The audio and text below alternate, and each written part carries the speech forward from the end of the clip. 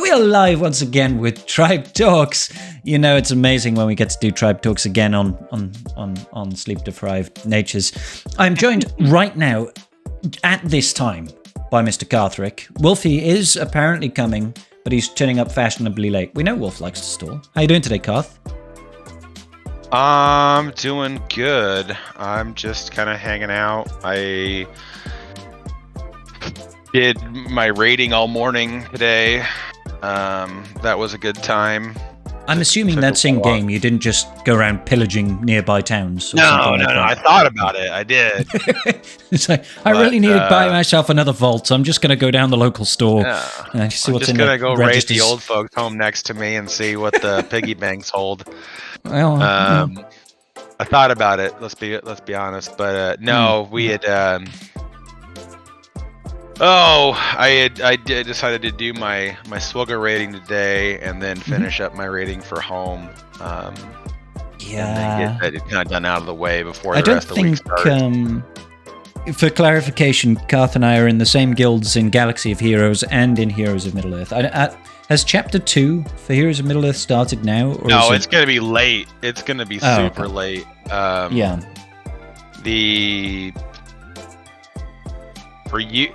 Chapter 2 will go live in about 4 more hours from now. Oh yeah, I'm not hitting that in 4 hours. 4 hours is way too late.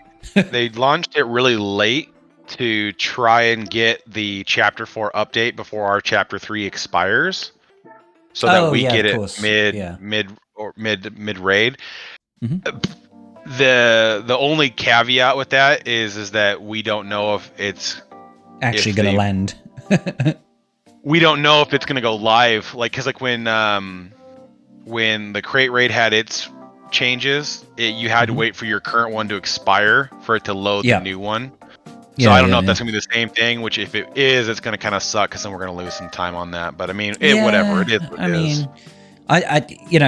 At this point in Heroes of Middle-earth's game cycle, I don't really care if we're a raid late or early or any of it, really. I'm just we'll get it soon enough. The difference in rewards isn't astronomical. It's you get a little bit more gold and maybe an extra 2 shard of Gandalf, and that's about as far as it goes. It definitely feels like the personal reward track is more impactful in Heroes of Middle-earth than not least of all because the difference between SWGoH raiding and home raiding is that home has got chapters, and that's not the same as phases in Galaxy of Heroes. Home's raiding system is almost like a combination of raids and TB. Whereas it's like every 24 hours is a phase of the raid, and each of those phases you have your own personal reward track that you can earn. Each phase it starts afresh, so it rewards you every single phase for how well you do.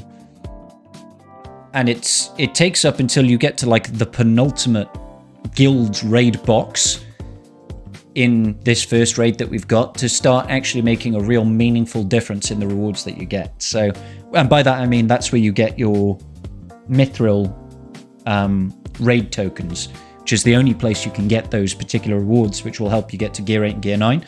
But there's no way anybody's going to be hitting those tiers, because I think everybody in the guild needs to average 5 million points per chapter.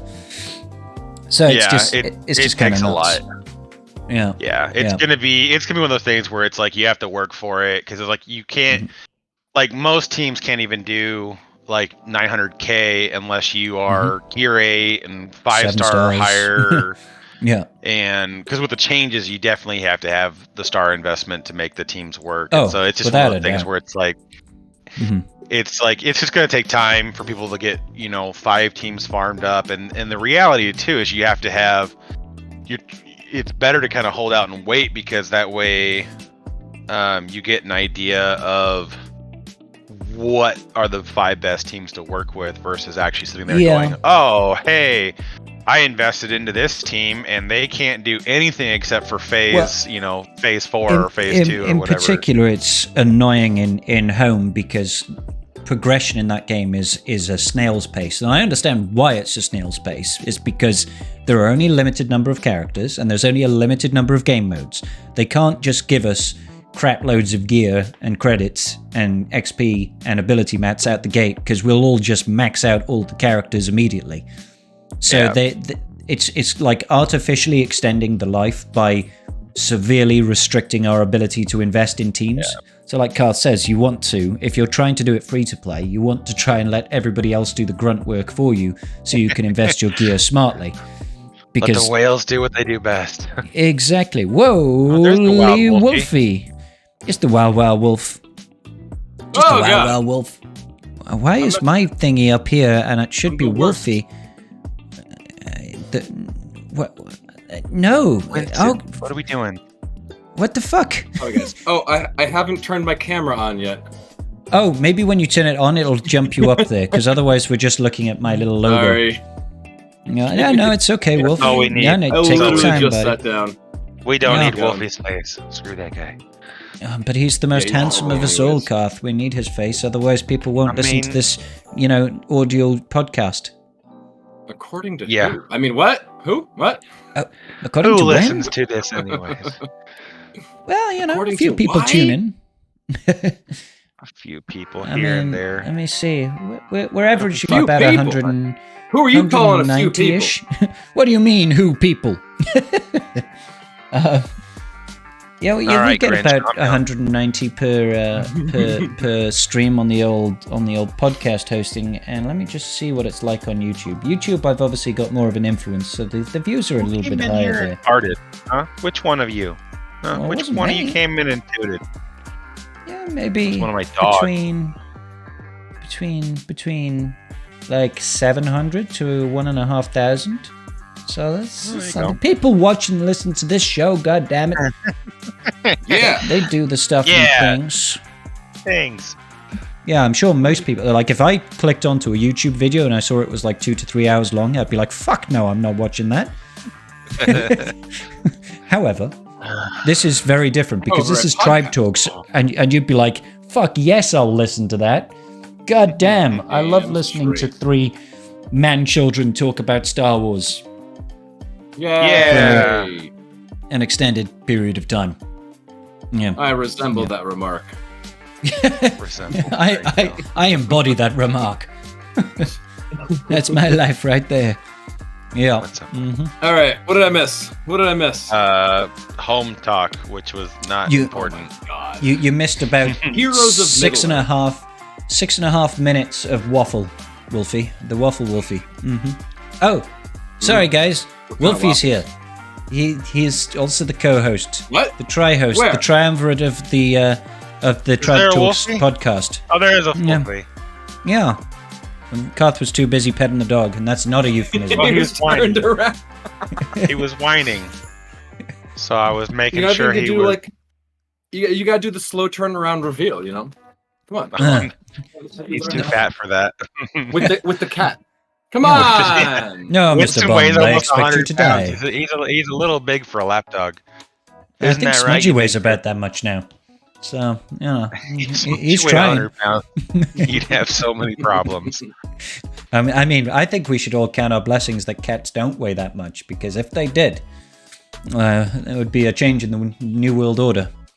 Yeah, well, you'd be smothered to death if the cat ever tried to lay on your chest. Well, they used to weigh that much, and then we were like, we need smaller cats. Jaguars are too big. Or lions are too big. Fair. We've lost too many children to these already.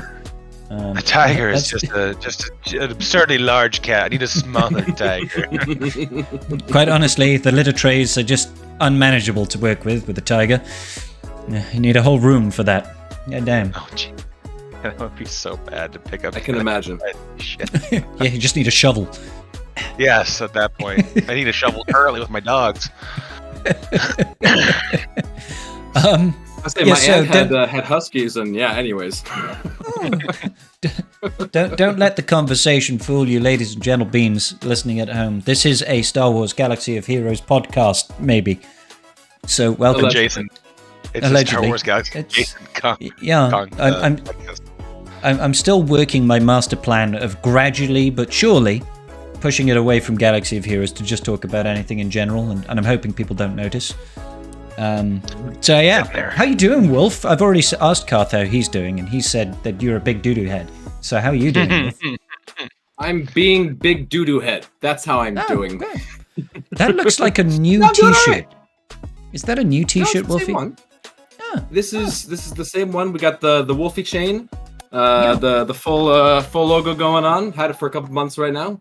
Had a wonderful viewer offer to help out with the design, and it just came out perfect. Ah, that's sweet. Guys, if you want to offer to help a design for a Tribe Talks podcast logo, hit me up in Discord.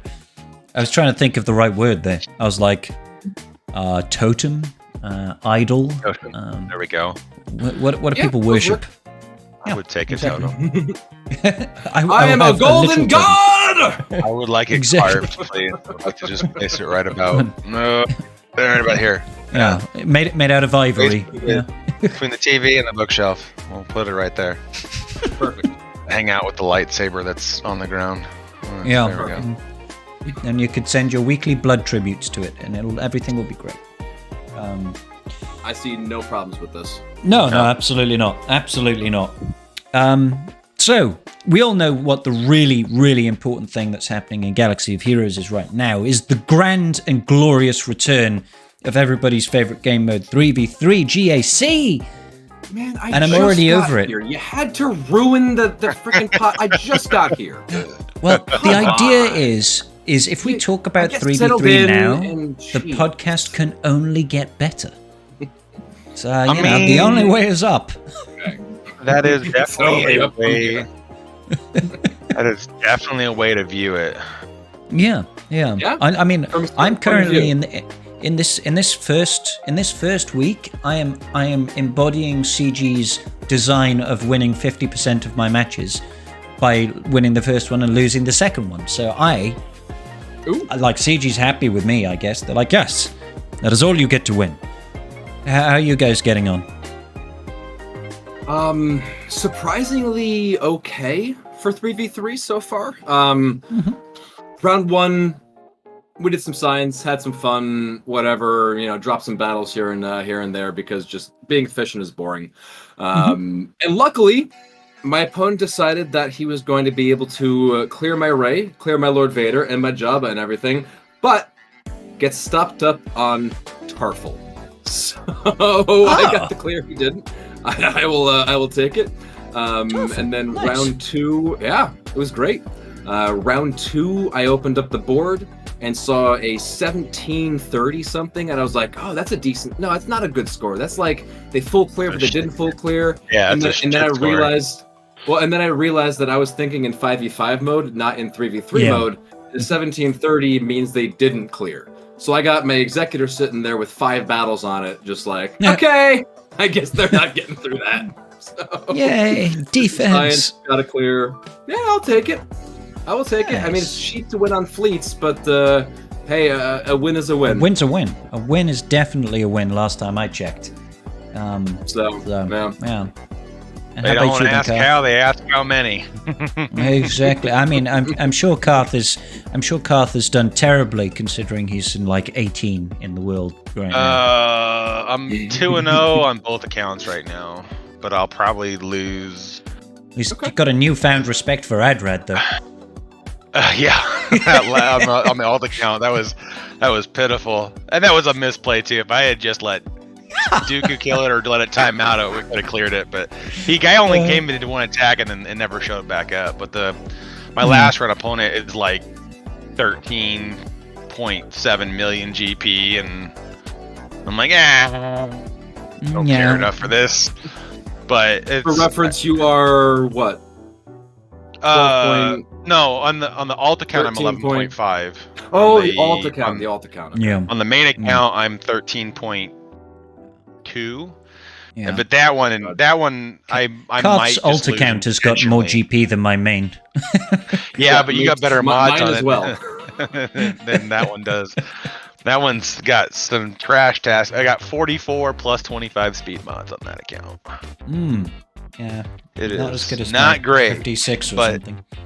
In my defense, I've only had control of it for about the last month. So I'm gonna just for CG listening at home, that's not because he bought or inherited the account. He just wailed a hell of a lot on it. All right. Yeah. Just mortgaged. I refinanced my house to afford the 11.5 account. He spent about $100,000 on the last month. Okay. That's how we got to 11 contacted them mil. directly and just had them just update my account with all these different things. Yes, he's got a direct line to Meathead. Yeah, well, I've got to face off against your compatriot, Mr. Wolf. I have Senator Fredo in the finals. Oh yes. I'm so gonna lose that battle, man. I don't want to lose again. I think it'll be a fun matchup. I think it'll be a good matchup. You both have some advantages over the other one. You both have some little things, deficiencies in account versus advantages in account. So I think that it could be a good matchup. I think my mods are marginally better. Maybe I've got more Zetas, but like everything else, we're relatively equal. Relatively equal. I think he's got about 400k on me, and technically one ult. I don't have Slacker's ult yet, so he's got Slacker's ult. You doing your 200s, Mister? I did them today, Garth. I did them today. Good. I'm trying, buddy. I'm trying to get that ult. Do your homework. Okay, good. Did you study? Mm-hmm. You better be. I'm not putting you through college for nothing. Exactly. So that'll be fun. Unfortunately, like I haven't managed to get in contract. Are we? Hold on. It looks. We got enough. It looks clear to me. Oh, stream is disconnected. Uh-oh. Okay, well, on the plus side, the recording is fine. Can somebody type in chat? It's just done that random thing where it's disconnected. It's trying to reconnect, but the recording is still here. So sorry, listeners at home. We are also live streaming this, as we do every single week. Every Sunday, come round Twitch to twitch.tv/Scribe Gaming. That's one word. We're still disconnected. God damn it. Come on. Let's see how. See, I don't understand because I'm literally here in voice chat on Discord with two people online. I can see my chat active within my streaming software, and I just don't have a connection to the actual stream. Stupid software. Don't you love it when computers just don't work? Restart OBS or? Yeah, I'm going to restart it now. I'll just have to pause the recording and splice it later. We are back. Sorry about that. Technical difficulties. It's not a professional stream unless you have technical difficulties. And the Welsh technology failure. Shut up, Harry Beth. The only technological Welsh failure we had was them losing in the World Cup. All right? Everything else in Wales is perfect all the time. Maybe. Possibly. So I'm facing off against Senator Fredo. It looks fairly equal. The big missed opportunity is that I didn't reach out to him to talk about, hey, can we try and do a live stream, simultaneous attack shenaniganry. So I think that's a missed opportunity, and that's on me. I should have reached out, but I spent today zombified after the 24-hour stream that we just did. It's going to have to wait 24 hours to reach out. I had no, I didn't know at that point. We didn't know at that point. No, I'm saying you still have. Oh, sorry. Oh, yeah. Now Attack opens in an hour. It does. We it can does. hit him up at some point. You have plenty of time just poke him in the side of the head and go, "Hey, Fredo, if you can wait for like another 22 hours, come on my stream." I don't know where he lives. Just real quick, go through and unequip all of your datacrons, and I'll try to do the same while I record this video. Ready, go. Ready, go. I didn't manage to do it. I'm sorry. Do you have no datacrons on your defensive teams? Shucks. No, I fight fair. I fight fair. People can go back and they can watch when I faced off against Cubs all those years ago, and he accidentally showed me all the teams that he had available, and I did the same, and I let him see my teams because I like an even fight. So I'm like, what is it? I've got sportsmanship. Ha! I am a good sport. What can I say? I've done one or two of the live matchups and everything, and I got a blocker for like my characters so I could like scroll around and like not show the stream what the characters were. And I think I used it like twice and kept forgetting to put it up. And eventually I was just like, screw it. You've seen what I have. Whatever. We'll just get through the back, and we won't need to worry about this anymore. Exactly. So I'm threatened by Senator Fredo. I think he has a good chance of beating me. I'm just hoping that this time, that when I use a counter, it works instead of like round 2 where I used a counter and the game was like, no, fuck you, Scribe. That's not going to work today. What are you, silly? Absolutely not. And I just lose like 3 battles out the rip for counters that should at least have a modicum of success rate, which is big sage. But there we go. I say one of the ones that I saw, it's very few and far between, but when Maul just goes and skips that threshold and just takes Fennec from like 90% down to nothing, and you just, okay, there's nothing I can do. It's like, I guess sit here and watch as my characters die. I mean, I like to think that and hope that I'm just not going to try that again next time. Right. It's probably safer for me to just use something better against Lord Vader than risk it for a biscuit in 3s. Because I'd rather use the clean up. They can happen in 5s too, though. They can happen in 5s. You can skip the whole threshold and just be done. It's, I mean, the danger is the same. It's a little bit crazy. Even in 5s, if it's just like, oh, I see, Thrawn has decided to fracture Ban. Yeah. Oh, yeah. Cool. Shit. Good job. I guess I'll just close the game now, and we're done with GAC. That reminds me of my raid attempt this morning. It's like the giant sandworm has a 1 in 5 chance of eating Maul. 5 battles in a row, he ate Maul, and I'm like, I'm going to kill you. Just like, this is so dumb, because like the whole run's going flawlessly right up to this point, and I'm like, well, restart, start over, do it again. Yeah, and it's literally just 20%. Whoever he decides to eat, because nobody's taunting after he spits, and it's just like, okay, well, I mean, then cool. We say it's 20%, but I swear he's got a taste for Dathomirian residents or something. Because it's just he dumb likes that they count the being eaten as a defeat effect though, and it takes away his Mandalore thing. If it didn't do that, it wouldn't matter. If it's like you're stuck, just like if he gets eaten, that goes away. You're like, well, that's what ruins the run, because then I can't attack a turn anymore. So what you're trying to say is CG fix your damn game? That would be nice. What I'm trying to say is that if you just ran Dark Side Maul Mandos with ISC and Gar, it wouldn't matter. because you win or lose before it gets to that point. It is really funny. We were watching it on the 24-hour stream. Karth was running his Dark Side Mandalorians with Gar and ISC, and it is a really funny run because it's like the embodiment of a glass cannon run. You just start attacking, and you just get all of these points coming out of nowhere, but then the crate takes like 2 attacks, and you're like, oh my god, I'm gonna die. Yeah. You just kind of have to literally hope. It's like, because without the Beskar armor, you don't have the defense liability for Maul, right? And you don't have health recovery without health and protection recovery. Yeah. Well, you get protection recovery with ISC, but no health recovery.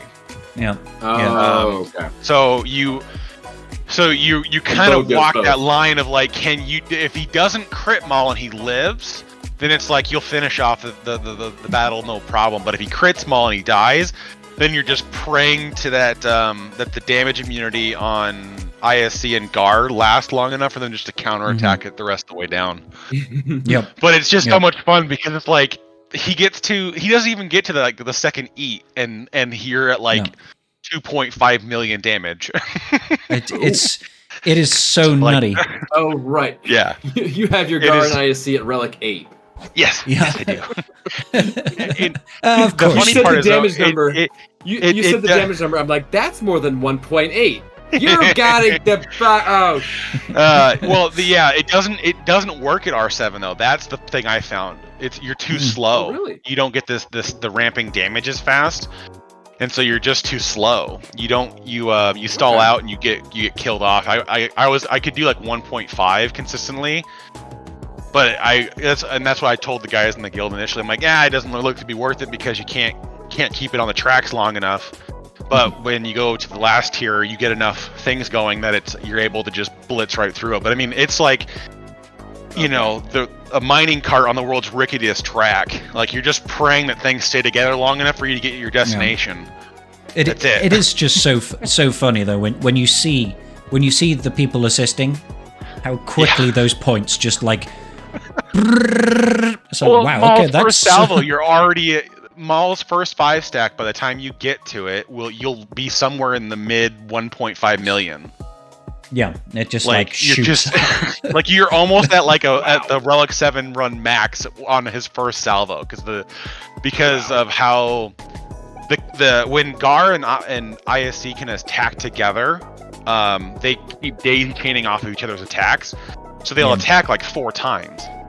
And so it's just they hit so many times from everyone else calling out to attack out of turn, whatever else. It becomes nutty. But yeah, it's a great time. Like hands down, like fun.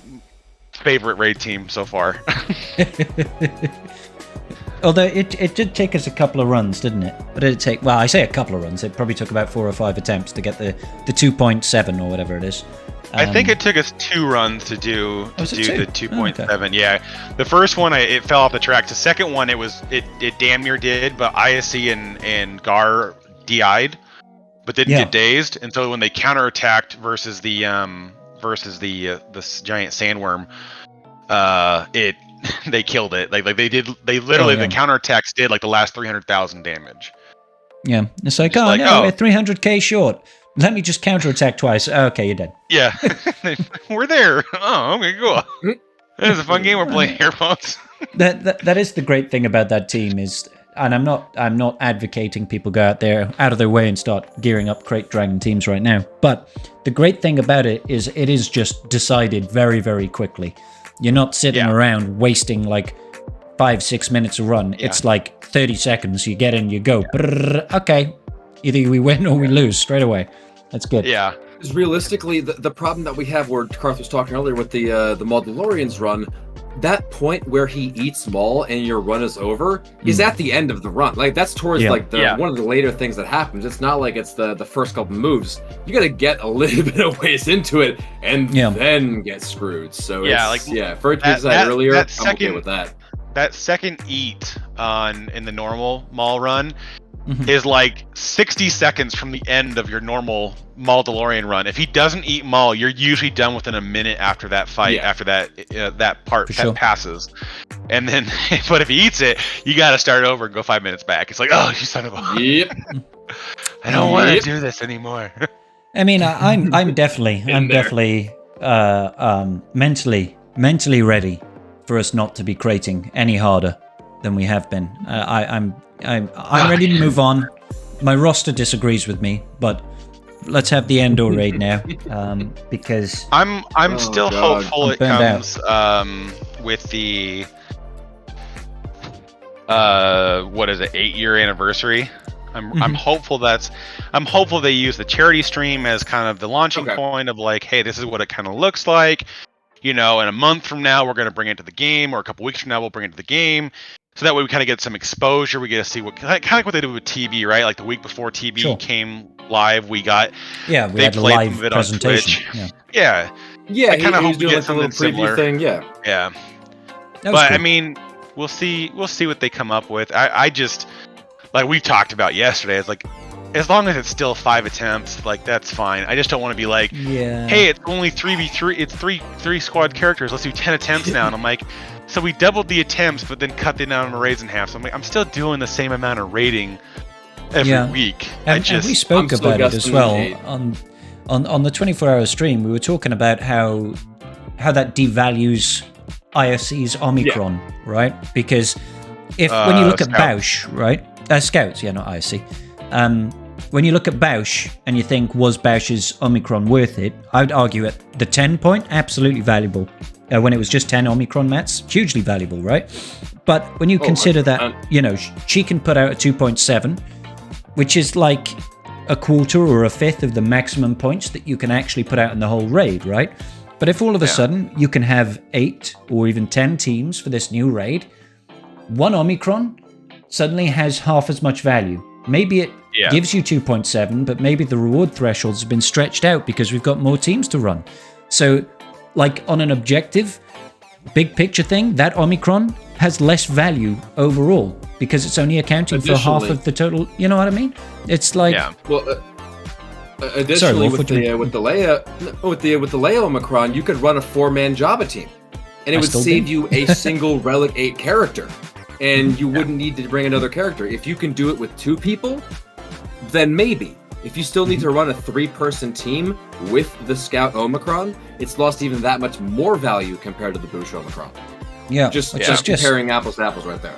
Yeah, no, I know. Like, I mean, hell, if the Omicron means that Scout can solo a run for max scores, then fucking sure, okay, I'm down. Like, give it to me. The Scout Omicron, you start the highest tier that you can go into, and you automatically get max points.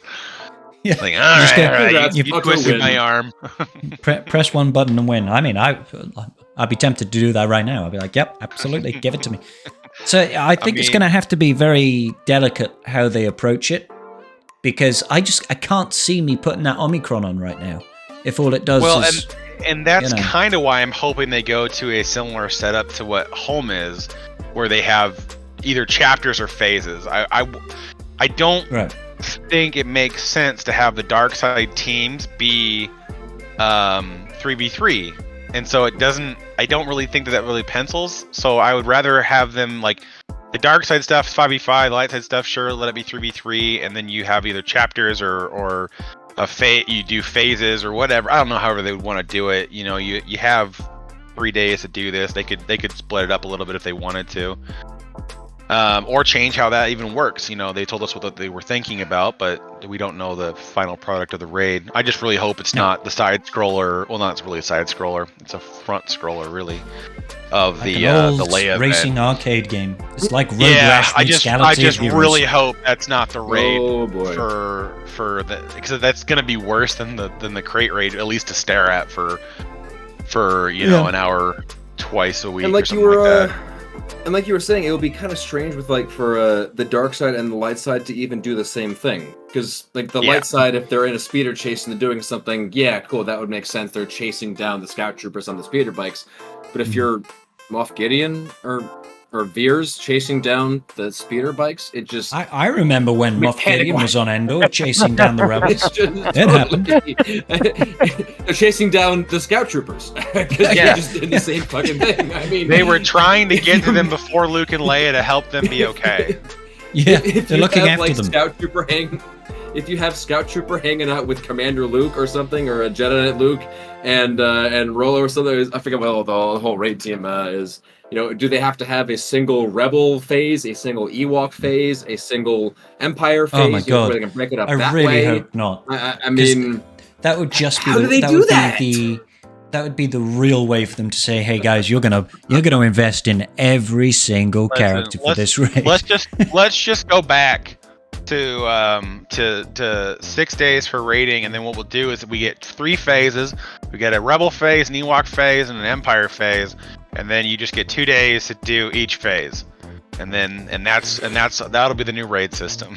Or they just say all the phases are open at a time, and you say, I'm heading in with my Empire, I select the Empire attack. I head with my Ewoks, I select the Ewok phase of it. You know, something like that, so that all of it's active, but it's still broken up in different things and slightly mixes it up a little bit. Maybe you do 8 battles, within all of those things, so there's like 9 but we need a post. We need information. We need a road ahead. We need a damn post. Into the galaxy. Personally, we need information. I would love to. I'd love to go back to the days of a raid takes up at best like 20 minutes to half an hour of your time and you're done. That'd be great. Give me that again, please. I don't want to be hanging around for an hour. In Triumvirate, that's only been since GL'd. Exactly. Because that was the sweet spot, baby. That was the sweet spot. When they came out, think about the Phase 3 Chex Mix team. Think about like the HAAT teams. I mean, those took God. like some actual coordination, some actual stuff. I used to run the Phase 3 CLS Han Farm Boy Luke team, and that team took about an hour in itself to try and clean Phase 3. And you couldn't auto it because you had to have manual control of everything to call in people to assist and make sure that people use specific abilities. I don't want to do that again. Use the Night Sisters and the Put things in context here. I still don't have Night Sisters, Scott. You know this. I may have Slacker, but I don't have Night Sisters. Or Afro. Big sad. Well, just want to put things in context with the raid discussion and everything, because we're all complaining about all the raids and whatnot, but it's come a long way from the actual time investment that it used to be. Yeah. So, granted, we have 50 other time commitments in the game now, but I digress. It's all Conquest. Yeah, it's all relative onto what you want to pursue in the game. It was how much time you have to commit to it, because it's like, if you're in a big enough guild in TB, right? If you're like pushing 550 or 600 million, like the Ma guilds are doing, you can get through like the first 3 phases of TB just by deploying. And so it's like, depending on where you're at in the game, either it's a sweaty try-hard commitment for every single type of event in the game, or it's just autopilot. And it's just like, I don't know how they balance that experience out. Because that's 100% the reason why our guild's not pushing any higher in TB, because we would have to commit the R9s to get the platoons going, and then we'd have to commit more of the faction restricted missions and getting more people to do them. Like, we would need to have everybody have 7-star profundities. Why they still don't, I don't know, but that's not why we're here. But you'd need that's why we're here. All right, all of you fucking slackers in MC3, get your 7-star profundities or I'll drop kick you off the cliff. God damn it, guys, come on. Put on notice. You're out. Get out of here. But it's just one of those things where you just put in so much effort, and the 1-star difference is like, oh man, I got 50 crystals and 100 get 3 currency. Like, this was totally worth the R9s I put in for this, because you gotta have what there's. Hey, that'll pay for itself in 5 to 10 years. Don't worry about it. Yeah, one R9. You just gotta win the next 8 TBs or TWs, and then you'll get it back and no problem. Yeah, and you need to have not won them already before that. Like, you need to have been losing those TB, and that needs to have been the difference maker to win the TW. Anyways. Yeah. So we could just ask CG to run more TWs. It's fine. I need to catch up on my TWs. I need the extra droid brains.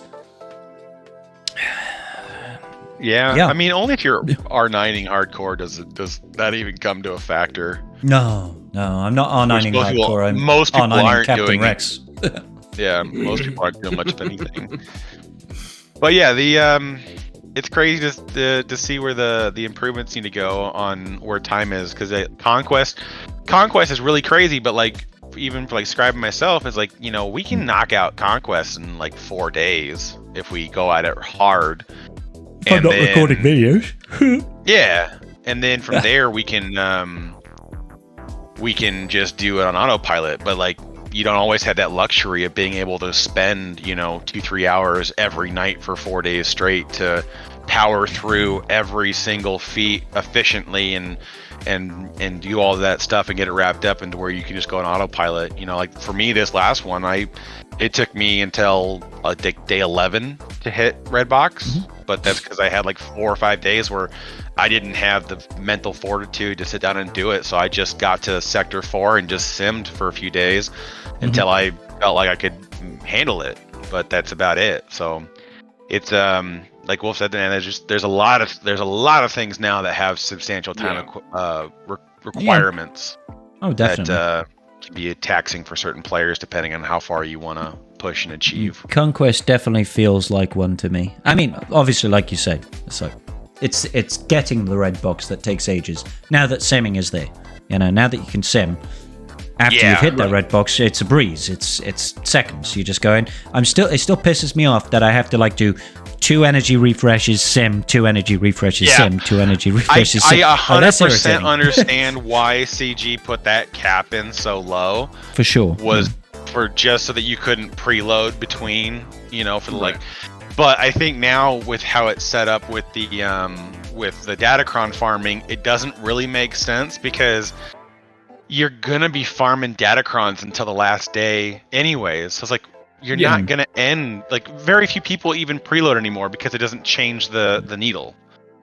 I only preload for the first set. Yeah. Are you the same, Wolfie? Yeah. This version. Exactly the same. When you get a new character come out with a brand new set of feats and everything, I preload then because I feel like, for me personally, it's like I know I'm going to make content on it. I want to try and get through as quickly as possible. So I want to preload as much as I can. But but yeah, I get it. I like, because otherwise I don't. I just like, Yeah. For me, it's just I'd rather spend it on the Datacron materials because it is infinitely cheaper to farm it out of Conquest than it is to ever buy it from the shipment store. So it's like using your crystals there, like that's not a good conversion rate at all. It's like I said, it costs you 600 crystals for 25 of the Mark III upgrade materials, which is basically going through all your 200s, and that'll net you probably 180 exactly 25. So it's like. Even going to the 400s is still cheaper than ever buying anything on the higher end out of the store. And so it's like, why I get, if you don't want to do Datacrons, it's fine. But like if you want to farm Datacrons, like the refreshes are where to put the crystals. Don't try to buy anything out of the weekly store or it's not weekly anymore, but out of the daily store. No, you're absolutely right. You are absolutely right. Which is why, I've not got to the point yet where I'm doing the 200 crystal refreshes in Conquest. I'd quite happily go through the 100s, but I'm not going to go crazy. I think if you're not like, you don't need to have like more than like 15, then doing through the hundreds, because I mean, so like the alt account, I've only done through the hundreds. I haven't done anything beyond that. So that account right now has 5 level 9 crons and 3 level 8s, 1 level 6, and everything else is level 3 or lower. But as it sits currently, I have, let's see, because I've been stockpiling, I have 1,500 Mark II upgrades and 2,000 Mark III upgrades. So I've got enough to do probably another... plenty. Yeah, I got enough to do probably another 5 to 10 Datacrons just on that. Let alone once you get the data cache. Yeah, well, that's what I'm just waiting for I gotta keep showing back up to the store every 6 hours and buy the 1.25 million for shard chop currency on that account. You'll have 2 weeks of that before. Well, I guess before the next Conquest starts again. Yeah, and so it's you basically if you're doing that, you can get through the 15. You can get like 15 of them relatively easily, and that's comparably competitive for most accounts are going to be. You're not going to need to worry about min-maxing them, as much as I would need to worry about it. I don't think everybody's like, I need to have 9 crons that have over 300% defense. I don't think that people are that worried about it. But it's just where you have to put your effort into it. But if you want to get into Datacrons, going through the hundreds at least is kind of where you have to be, and then just use your shard chop currency to buy your data cache because it's so expensive to farm data cache. It's actually the worst thing to farm now with the changes. It's really bad. Yeah. I mean, if it wasn't for the fact that that's where you also get extra Datacrons. It's like, but you only need that for a little bit. You could spend 3 days farming that to get enough data cache to take 1 or 2 crons to level 9, depending on what your RNG is. And you're going to wind up with that after that many refreshes. You're going to wind up with like at least 10 Datacrons. I don't know. This time I've been. Yeah. I this time I've been like skunked on Datacron drops. I haven't had a hell of a lot farming the data cache node on bonus sector 1. I've got a decent amount, maybe 15 or something, but it felt a lot less than previously. I thought you had like 20 crons sitting in your inventory. Is that from the last one? No, that's the last set, dude. That's the last set. Oh, that's the last set. Yeah. Oh, yeah. Okay, I literally have like 30. I've got 30 of set 10 or whatever, set 9, just sitting in the inbox. I'll be like, I'll deal with you when it comes to the dusting phase. I can't be asked to go through and just slowly get rid of you one at a time. Yeah, no. This set hasn't been kind. I could never sit there with that notification sitting there. I would lose my ever-loving mind. It's been irritating me for a while. I'll be honest. So yeah. My mistake. Gotcha. Okay. But this also this new set, I don't have very many of the characters that benefit from the level 9s, unfortunately. But it's the factions, like Rebels. Yeah, is the factions such a huge are good and the faction. stats are good. So it's like Yeah, stats are amazing for most of them. I keep rolling accuracy. Yeah, same, it bro. seems to be Same. fair. I have one Kron that was from the only one that wasn't Hellsteel was the first roll. Everything else from there in level 8 was all Hellsteel. I'm like, I don't even know what I'm gonna do with that. Steal health, Yeah. apparently. I need Steal characters so much that health. All the health are belong to Karth. yeah. Yes. I'm going to steal their health. Their health becomes my health. That's what happens, right? Done. Absolutely. I have it from a reputable source. Yeah. You become I'm so a tanky with all that health steal. I have it from an irreputable source. Yeah. That works better. Yeah. Oh, I wouldn't man. trust it, but certain people. Yeah. These things happen. No. Yeah, I'm still. decent cron drops, but the rolls of my crons have all been absolute shit. Maybe some health and protection rolls. No, like the solid defense rolls. None of like the really good ones that you actually want to get from the crons. So far, this one's just been. I'm gonna get some random stats and play that my opponent's all screwing my executor, and that's how I'll win GC. I'm still really hoping to build up a proc cron set for JML. Like I didn't get one last set, and this time I started one earlier today, and the first 2 rolls were protection. And I was like, "Fucking, this is the one. I can feel it." And then every other roll was something else. I was like, "Fuck you, protection cron." Accuracy. Yeah. Well, if you can land the protection on the 7 and 8 rolls, then it's like it's almost better from there to backtrack and try to hit it, because the Mark 3, the level 3 reroll mats are just harder to come by unless you're willing to whale.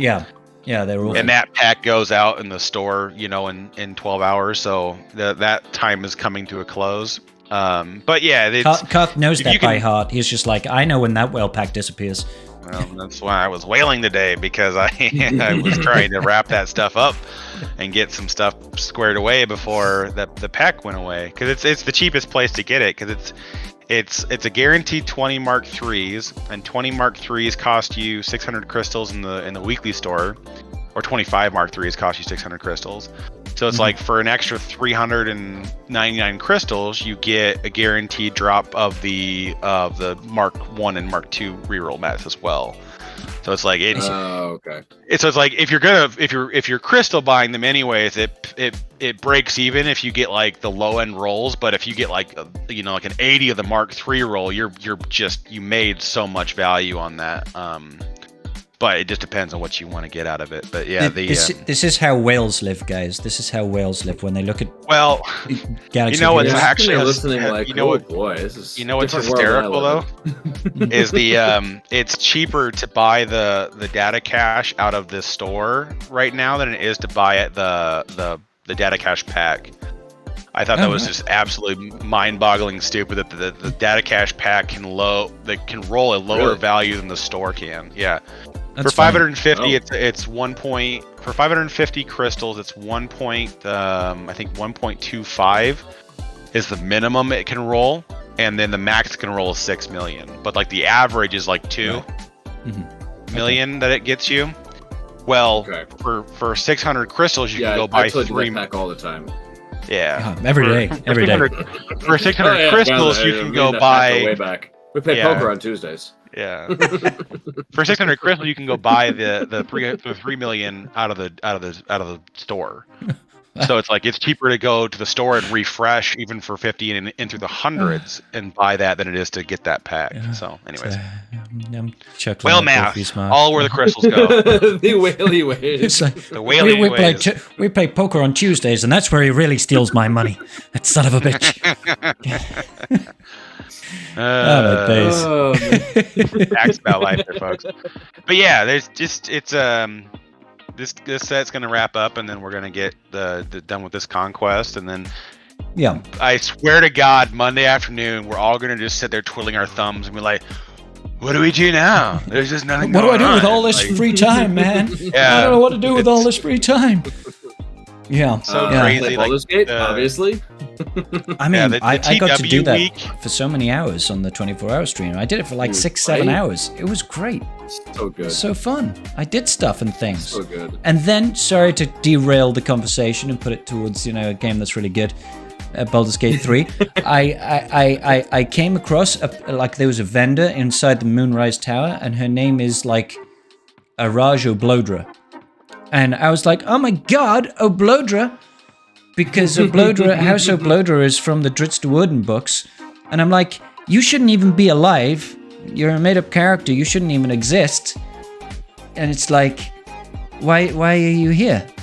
And she's kind of kinky, to be honest. But hey. Oh god. I was just like, but it's kind of weird. Like, it's like putting somebody from Alderaan in the game, Like in Star Wars terms, Alderaan literally got blown up, Princess Leia was lucky because she wasn't on the planet at the time. Everybody on that planet should be dead. House Oblodra is dead. How is there an Oblodra noble there? Well, it doesn't make sense. Well, Cara Dune is from Alderaan. I suppose, yeah. But, that's the concept I'm trying to... people off planet.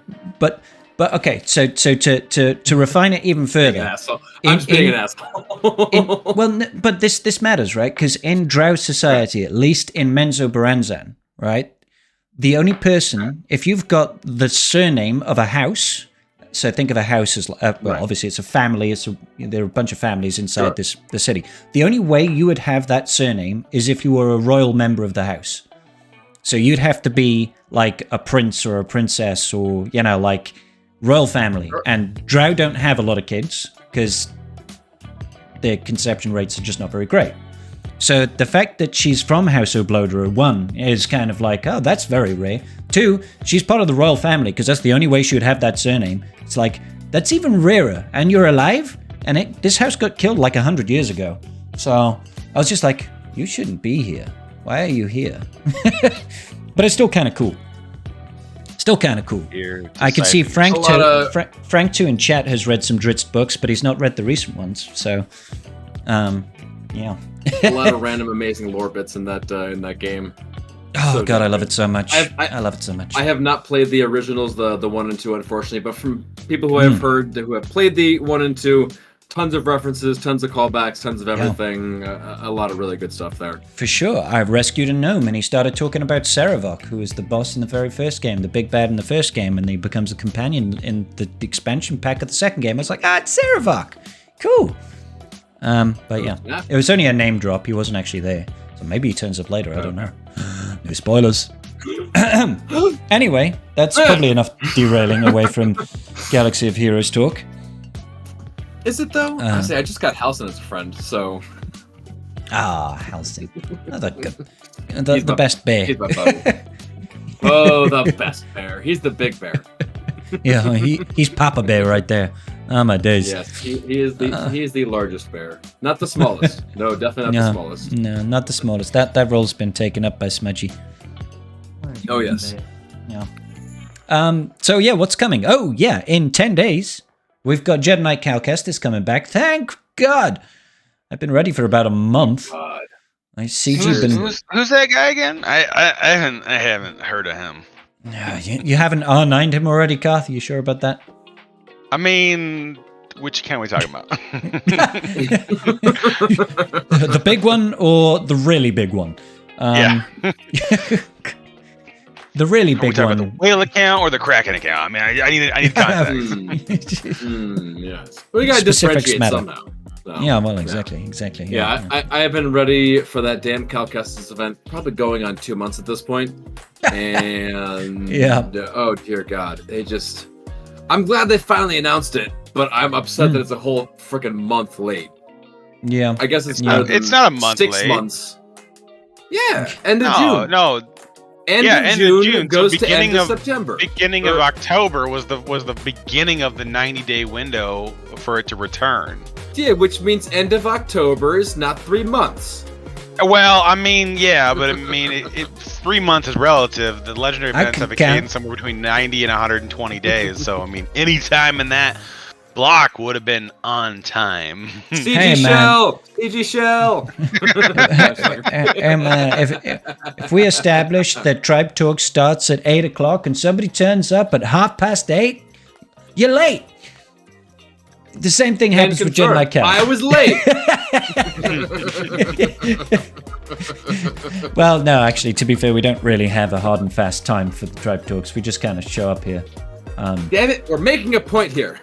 Yeah, but that doesn't support my narrative and argument. So therefore, you're late, damn it. Cal, you stupid late son of a bitch. People needed you 3 weeks ago, at the least. Or something like that. The ability to frickin' insta-kill Malgus, I am so looking forward to that. It's gonna be fun. Oh god, I'm so looking forward to that. C is just gonna be like twiddling his thumbs in my roster, like, what? You don't need me anymore? But I'm here to kill Malgus.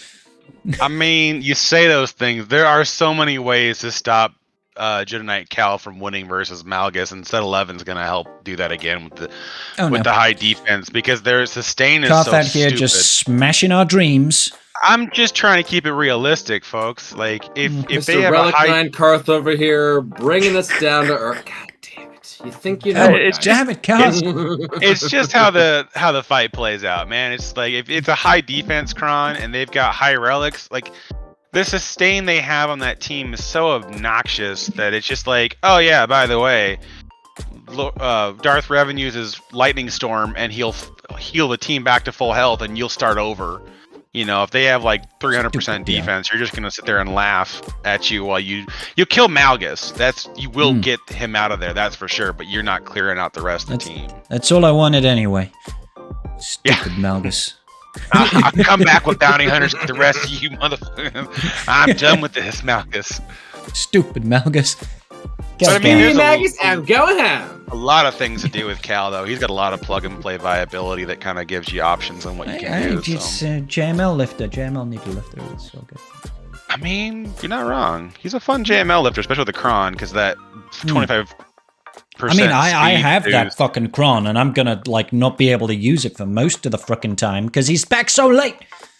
Stupid. I mean, CG. you'll only get it for this last season of 5s. Yeah, that sucks, exactly. but that's it's still That's better a good than time nothing.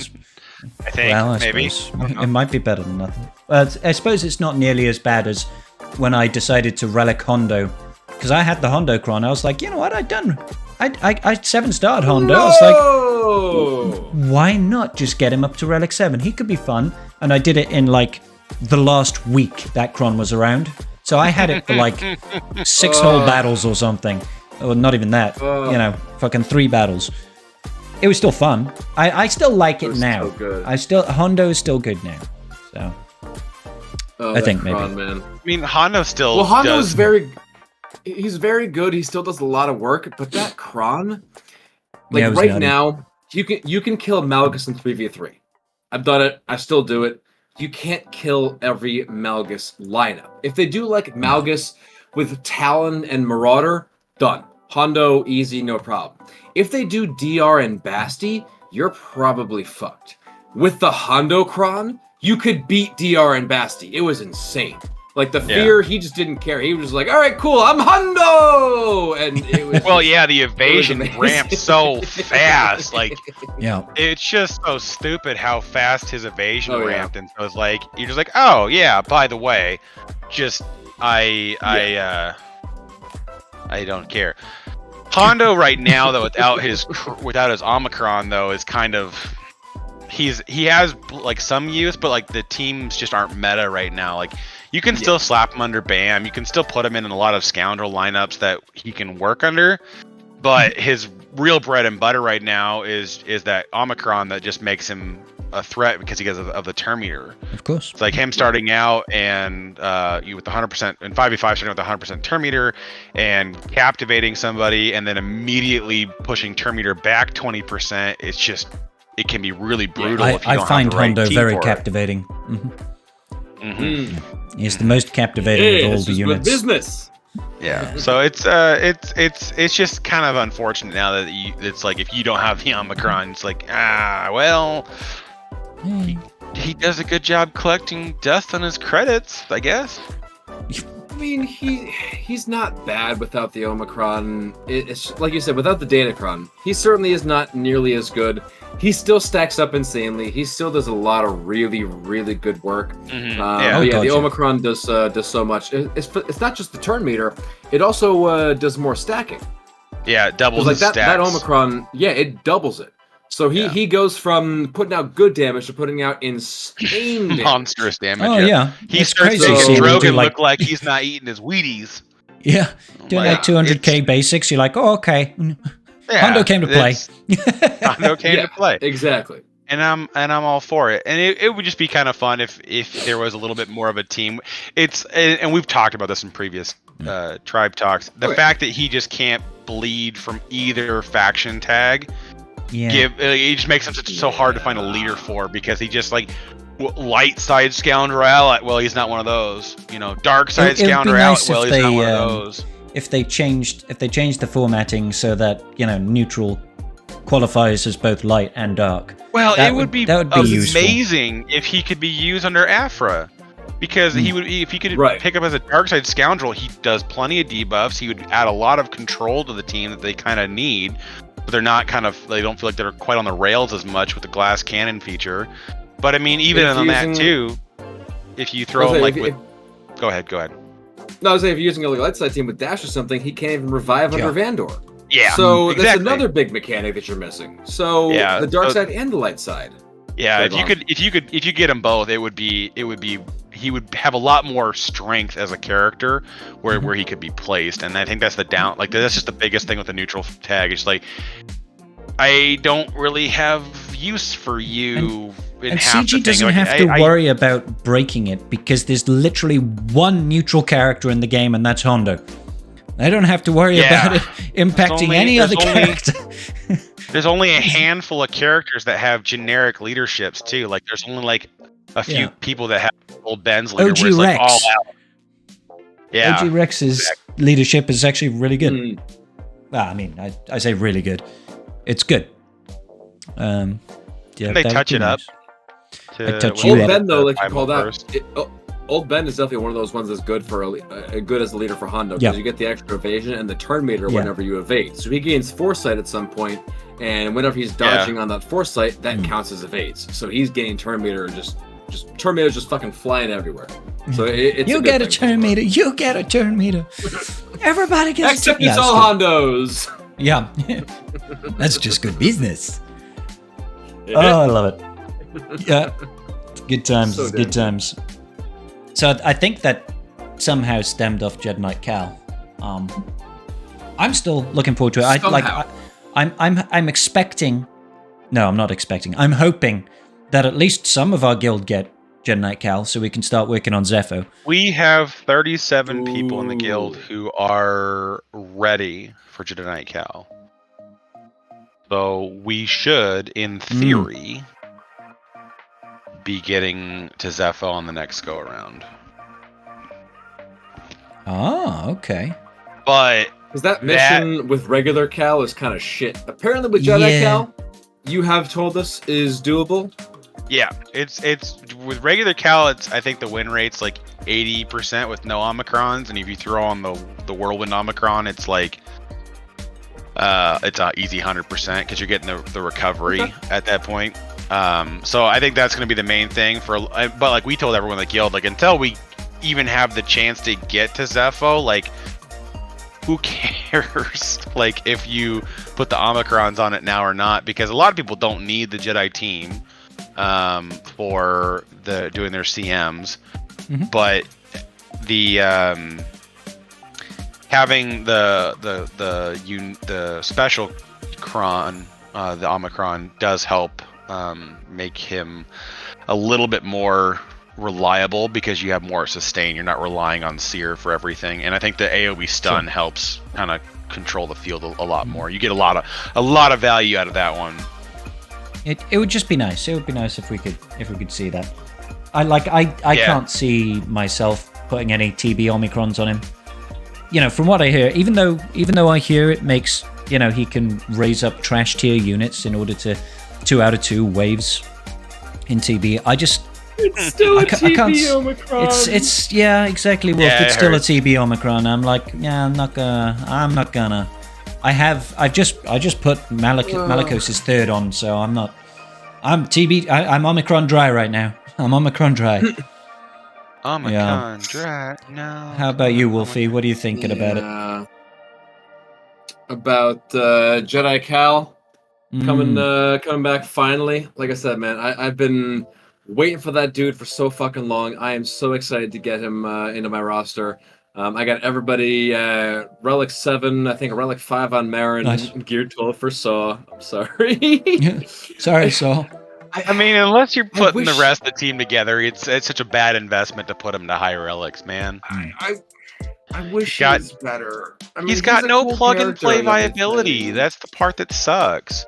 Like, it would be fine if you fighter team and if you could use him under. They tried so hard to make him not usable under Momo. It's like without having at least Chirrut Bays to throw with him at decent relics, the team is just kind of like, hey, we do things occasionally. But that's the problem with Saw in a nutshell, is like the entire mechanic of his like explosive trap, it only gets better if he's higher and higher relics, which sucks. That's where you have to put him to.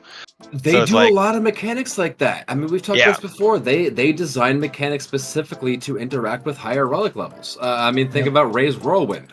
They changed it over so that it does more damage with the higher relic levels. So, I mean, they have learned their lesson and have absolutely incentivized that sort of stuff in there for sure. Man, I wish Saw was better. The rest of them are doing great. The rest of them are great. You're doing more than I'm doing, Wolf. I took Seer and Cal to Relic 7, and I was like, fuck the rest of them, I don't care. They're Gear 12. They're at Relic 7, Marin's at 5, who was the other one? It was, and Tarful. Yeah, Tarful I have at 7. Because I have, so I have a Relic 9, Clone Wars, Chewie, and Zalbar. Of course you do. So I figured... I figured I might as well bring Tarful to Relic 7 because I mean I have Wookiees that can use a leader, so I might as well. My Wookiees are awful apart from Chupio and OG Chewie. Well, not Clone Wars Chewie, but yeah. So I was like, no, Tarful, you will sit there at Gear 12 till the end of time. Well, maybe not the end of time. I'll probably eventually get round to gearing some Wookiees, but not now. I got holds. I got a hold again. My round they saved your GAC. I won because Tarful got me a hold. I mean, he is so stupidly obnoxious with the Kron and everything though. Right now, like the Grit Kron on Zalbar. It is the Grit Kron, yeah. They just wail on Zalbar forever, and then like what happened in my GAC yesterday, it's like he uses the AoE and just deletes the team. You're like, oh, well that was cool. I'm so glad I was wailing on that for 20 minutes and then died. That happened in your GAC yesterday, didn't it? Yeah, it was with the Weiston account. I was trying to use those Night Sisters to whittle down the Wookiees. Yeah, but he got a turn and.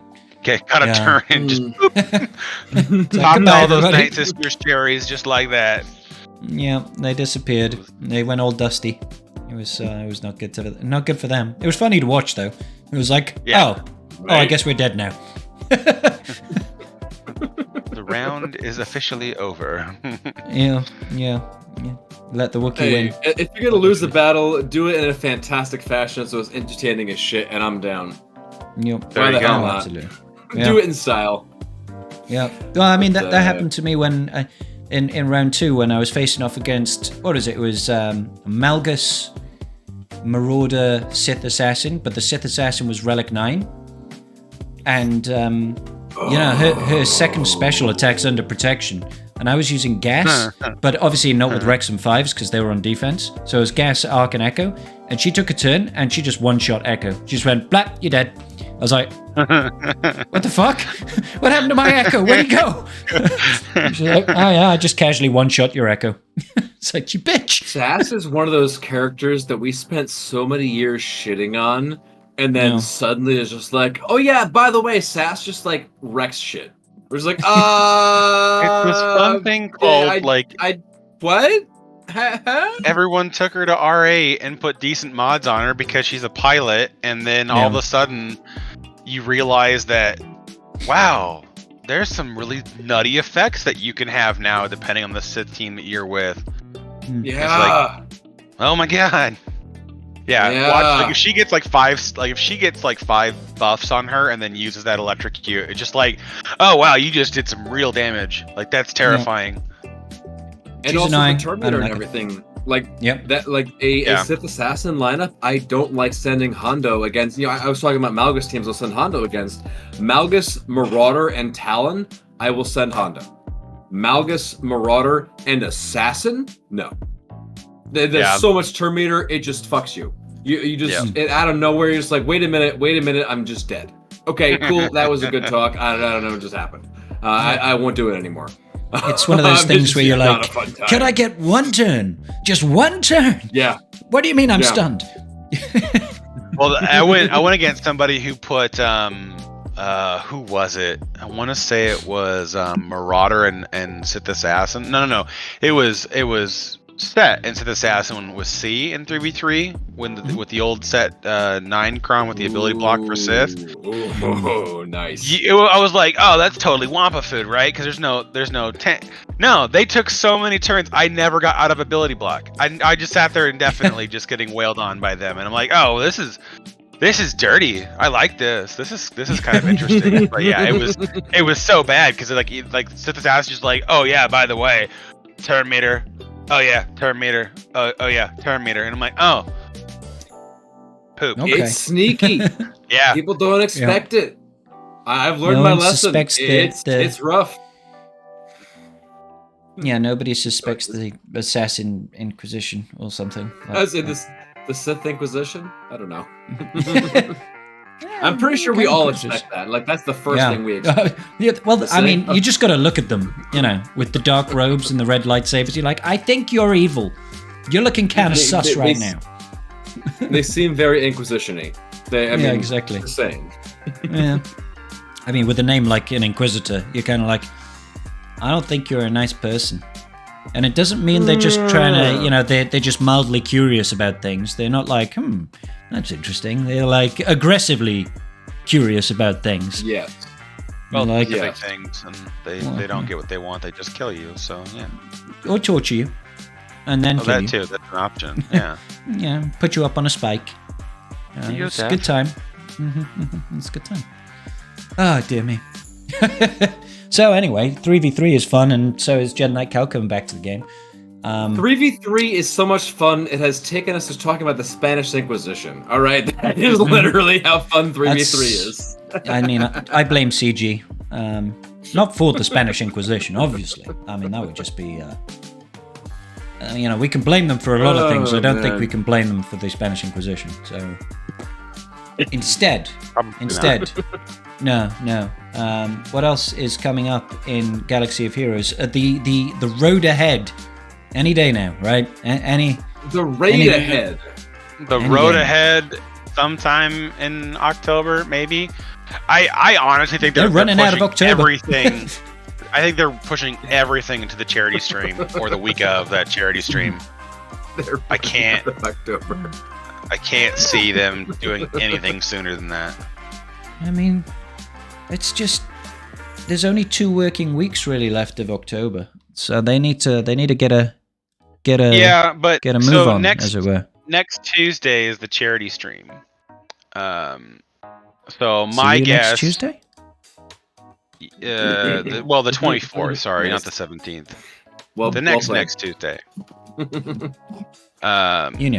That's the charity stream, and that's also typically when we get our news. So I could see them. I could see them doing a big announcement there, and then directing everyone to the charity stream as a way to get attention on what's happening there, and get more people to show up and be interested in donating and stuff like that, while they discuss the road ahead or the maybe that's they also preview the going to raid or be something like like GAC attack phase for round 2 of the last week of 3v3, right? that. No, God, is it not? no, Tuesday's Oh, it's lock-in Tuesday. day. Sorry, Tuesday. For some Yeah. reason, I thought it was Friday. Why did I think Friday? No, Tuesday is lock-in for the new week. That's fine. We don't have to worry about drunk scribble It would on it a would just Friday night impact your GAC. Baldur's Gate. Yay! Baldur's Gate. Son of a bitch. Speaking of Baldur's Gate, what a great game. Speaking of which, What? Scribe, on the 24th, I need you to go to bed as early as possible. Like, I need you to get home, have dinner, go to sleep. The problem with that, Karth, the problem with that is you're talking about going to sleep, and I'm tired now. So all I'm thinking I is, know. I go to sleep now? Is that what you Right. I go to sleep now? Yeah, I can okay. do now. Now I can- sounds good. Maybe we can trick them into thinking it's the 24th if you just go to sleep now. Like, tell them. Holy it's shit. like, go to sleep for that thing, right? They're Maybe. like, wake up and they're Big like, brain. it's Sunday. Calendar notification. It is October 24th. Dear Meathead, So, please. so I mean, for anybody in the podcast who is confused, every time Scribe like goes and like streams and he is like, he's going live and like, we're waiting for news, awesome, great. He ends his stream and goes and passes out like within 5 minutes. CG Yeah. will post something saying, "Hey, road ahead," and then Scribe wakes up and it's like, "God damn it!" Yeah, And it's yeah, great. usually. Every Every time. time. Yeah, it's frustrating. Every time. Like, it was literally 2 weeks ago when we had... What was it? It was about 2 weeks ago. Something like GL Layer had been released at one point. We had GL Layer's kit come out at one point. Like, and it was the Tuesday, so I was streaming Baldur's Gate 3, and everybody was just asking questions and chat about GL Layer. I was like, guys, I'm playing Baldur's Gate 3. Stop talking about Galaxy of Heroes right now. Let me do something else for once. Oh, man. Unacceptable. You must always be swagging. We must always swagger harder. Yeah, yeah. Every day And I'm then we had swiggling. like Marauder kit reveals and all sorts of Oh yeah. crazy things like that. One day I'll get Slacker's Ultimate though. One day soon, I'm sure. I mean, you'll. energy I mean, refreshing. at Oh, the I think absolute that's what worst it- of it. Is that what it was? Like the Slacker and Leia packs that came out like right after you passed out? I think it was one of the, I Probably. think that was the most recent one. Yeah. I think you were streaming yeah. and then like you passed out and it was like, oh yeah, by the way, Slacker and Leia packs. Oh, so Yeah, Like yeah, that's Steve absolutely Bundle. true. And that was the day after I actually fully unlocked Slacker, so that was great. yeah. Yeah, but I That's mean, great. at That's that what it point, was, you were yeah. still a week ahead of spending all your resources, so it wasn't like Oh yeah. No, it was it too wasn't late like by that you point. upgraded. Yeah, it was But way it- too late. the- You'd already The put the in- irony yeah. wasn't lost on me. It was like, Oh yeah. so I hear you finally got Slacker. Release everything, all of the high value packs. Now that Scribble can't benefit from them, but jokes on them because I still managed to get T3 Karth and L3 to Relic 5 and young Landino. So I got the last laugh, really. Now your Dash Squad's gonna be doing some stuff and things. I mean, you'd say that until you looked at my Gear 1 Vandor Chewbacca. And then you'd be like, hey, your Dash Squads ain't doing dick. Well, in fairness, though, you need to have the Dash Ami for That's Vandor true. to be Yes. a viable play. And I have no Because- armies available, so. Yeah, well, that sounds like a you The problem. dash on me It is does. very important. Oops, I have didn't mean to cover your almost- faces with Swugger. There we go. I almost have 2 Amis available. Holy shit muffins. Karth nearly has as many Omicrons as I have Zeta Mats. I think I have one available. Oh my god, dude, Zetas. I am so screwed with Zetas coming up. I'm getting ready for Leia. I have to apply 3 to Jedi Cal, right? 3 Same. Zetas. He needs all of Yeah. them, I assume. I need Zetas for frickin' Drogon. I think I can skip Scout Zetas, right? Scout Zetas are all Imperial Remnant Leader tied to, so those can be Pretty skipped close, for now. yeah. Yeah, until Gideon comes, they can skip those ones. But like, I am so short on damn Zetas. That's You can skip that's Yub like Nub the too. The Kinesis Zeta. I'm going to Oh, aggressively yeah, skip yeah, Yub I'm- Nub Zeta. I'm not- yeah, I'm skipping Ewoks for now. Although if I have to get those goddamn guys up for the raid, then maybe I'll make a usable Ewok Yeah. team. Who the hell knows? But I am so Zeta shy right now, and like I'm pushing for Leia. So I'm gonna need 6 Zetas coming up after those 3 Zetas, and I'm fucked. I'm in the same boat, dude. I just did Slacker and Hux, so there goes 140 odd Zetas. I think I put one on Stormtrooper. I'm not even sure if I got Fost's Zeta right now. And like you said, Jedi Knight Cal coming up. I've got 70 Zeta mats, and he's going to eat 60. Yeah. And then I'm like, I'm going to be working towards GL Leia. I'm going to be like, well, shit on a brick with a stick. What am I going to do? Where's my Zetas? And I haven't been in that position for like 4 years. Welcome to my constant worry for like the last like 2 years, and like literally since about Leia. When Leia came out, I mean, I had enough Zetas for her, but like at this junction, I'm at the point where I'm like, if I want a Zeta, it's a complete luxury, and I'm actually back up to I think 40. No, I'm up. I think I'm up to 4. I think I've just crossed over the 80 Karth threshold. literally has every Zeta in the game, so it doesn't matter to him. No, I don't. I'm missing like 25 or so. I do, just because of the completionist part of me wants to have everything and have it maxed out, but like they don't change the needle on anything. Like the only ones I can kind of argue for are some of the bounty hunter ones, like Dengars, that could kind of have some like all the leadership use. ones. Yeah, they're bad. His recovery and everything, that one's not bad. You should do Cad Bane Zeta. But honestly, Karth, talk to me. Oh, dude, holy crap. That is such an insult that Cad Bane does not have a Zeta. He is such a boss in the Clone Wars, and he is just such a... He's such a... I was really hoping with the Bad Batch series they would give us their version of Cad Bane. To be honest, I really thought they were going to do it. A rework, a touch-up, an Omicron, a Zeta. Cad Bane is such a badass. And they just disrespect him so hard. It is just... It's insulting. It's downright It's like they insulting. ran out of ideas, and they're like, I just can't be asked to think of a Zeta for Cad Bane, so he just doesn't get one. And he's the only bounty hunter. The only one that doesn't have a goddamn Zeta. It's like, poor Chad Bane. But and then the other ones guy stood toe-to-toe with General frickin' Kenobi. He stole what's-his-name's frickin' lightsaber and fought Kenobi in a lightsaber duel and managed to escape. Quinlan Voss, there we go. Stole Quinlan Voss's lightsaber, dueled Kenobi, and just like managed to escape with his life. That dude kills Jedi. He is a complete badass and just barely does anything in this game. He has a respirator to be immune to force choking. Like Van Seal uses him as like an evasion tank because he's like a pseudo tank because he has good evasion and does his stealth because he's a support under Aura. And it's like that's his highest calling as a pseudo tank under Aura. It's insulting. It is seriously insulting. Poor Cad Bane. That CG done him dirty. Come on. Sorry, Karth. What are some of the other Zetas you're missing, buddy? Oh well, it's just apart from Cad Bane. It's like leaders, like Thrawn's leadership, or like Gar Saxon's leadership, or Death Trooper Zeta, or Krennic Zeta, stuff like that. Just that it doesn't change literally anything about where you use the character currently in the meta. So it's like it doesn't really matter to have it or not, but. It would be kind of cool to get rid of some of these upgrade buttons. I just want it. I want to get rid. I want the upgrade button gone. That's what I want. Oh my god! I think that upgrade button has like that little red button next to the squad button that shows up. That's been there since like day one. Day one. Is that part of the furniture now? Karth?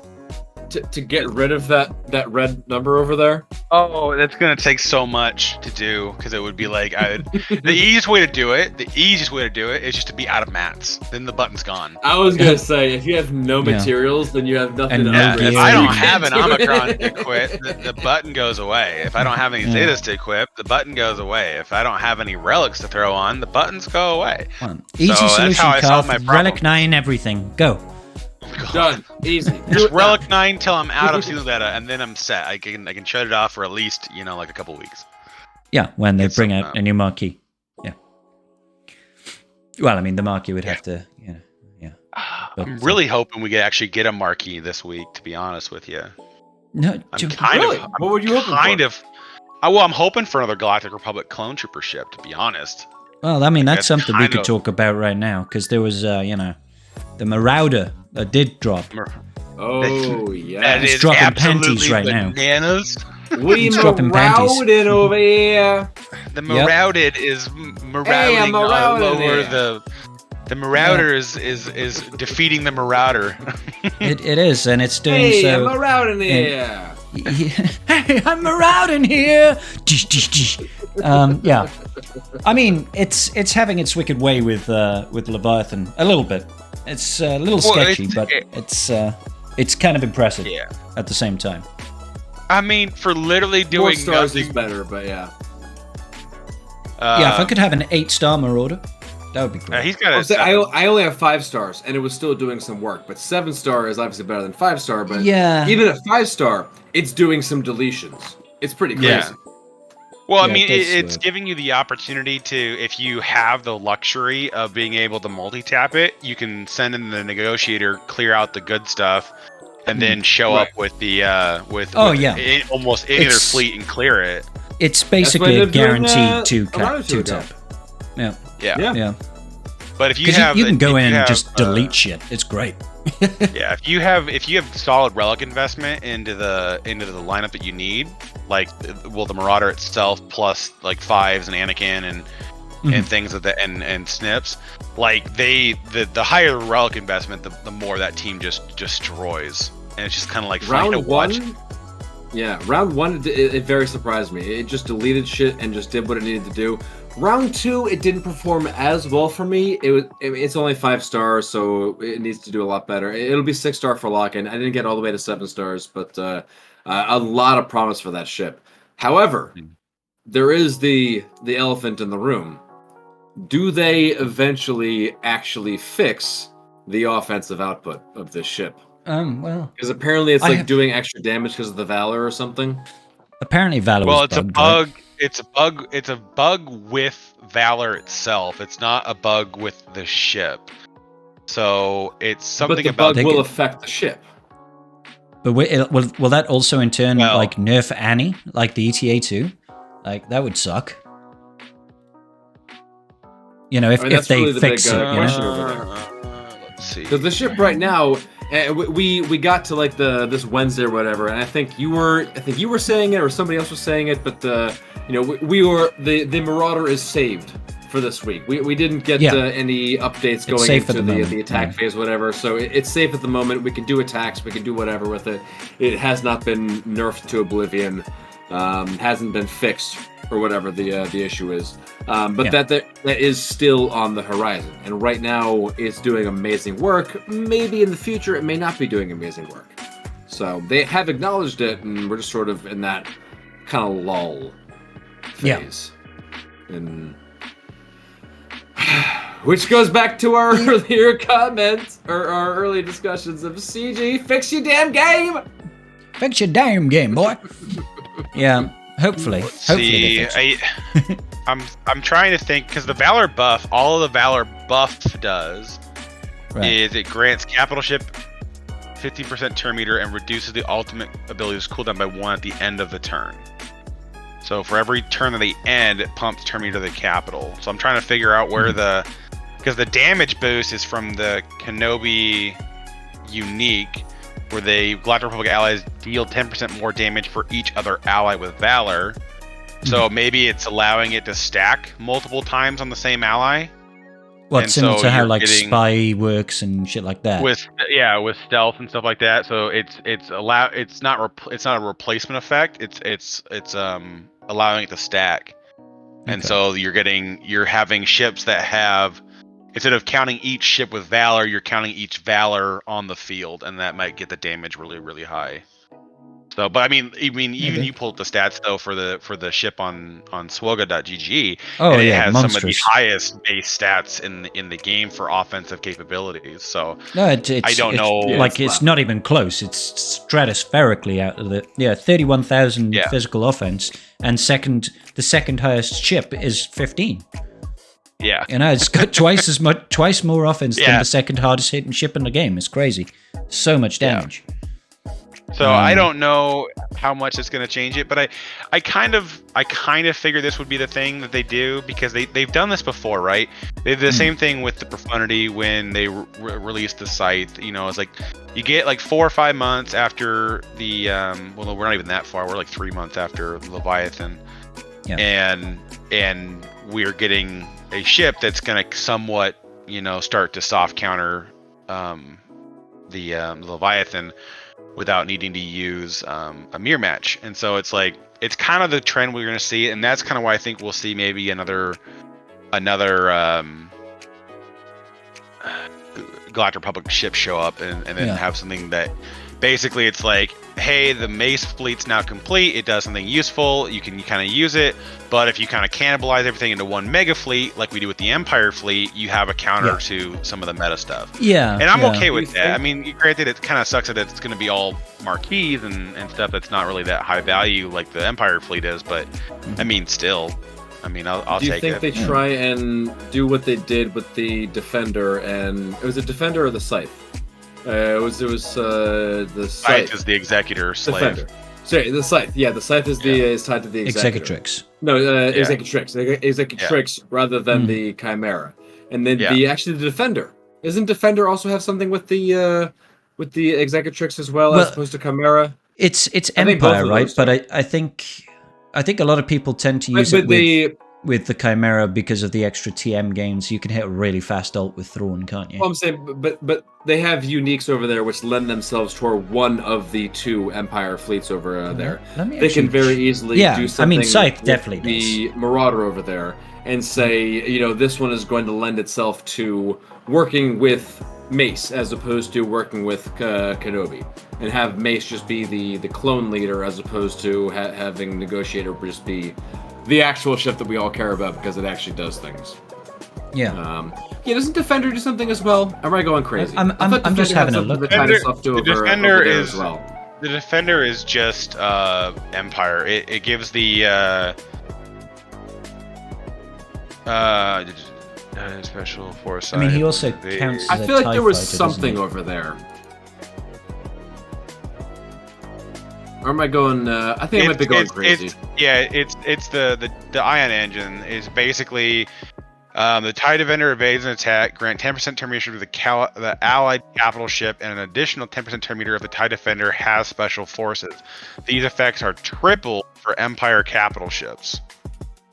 Okay. So every time it evades under either one, you get 60% turn meter, which is basically okay. So it was just. It's pretty huge to be fair. Thing.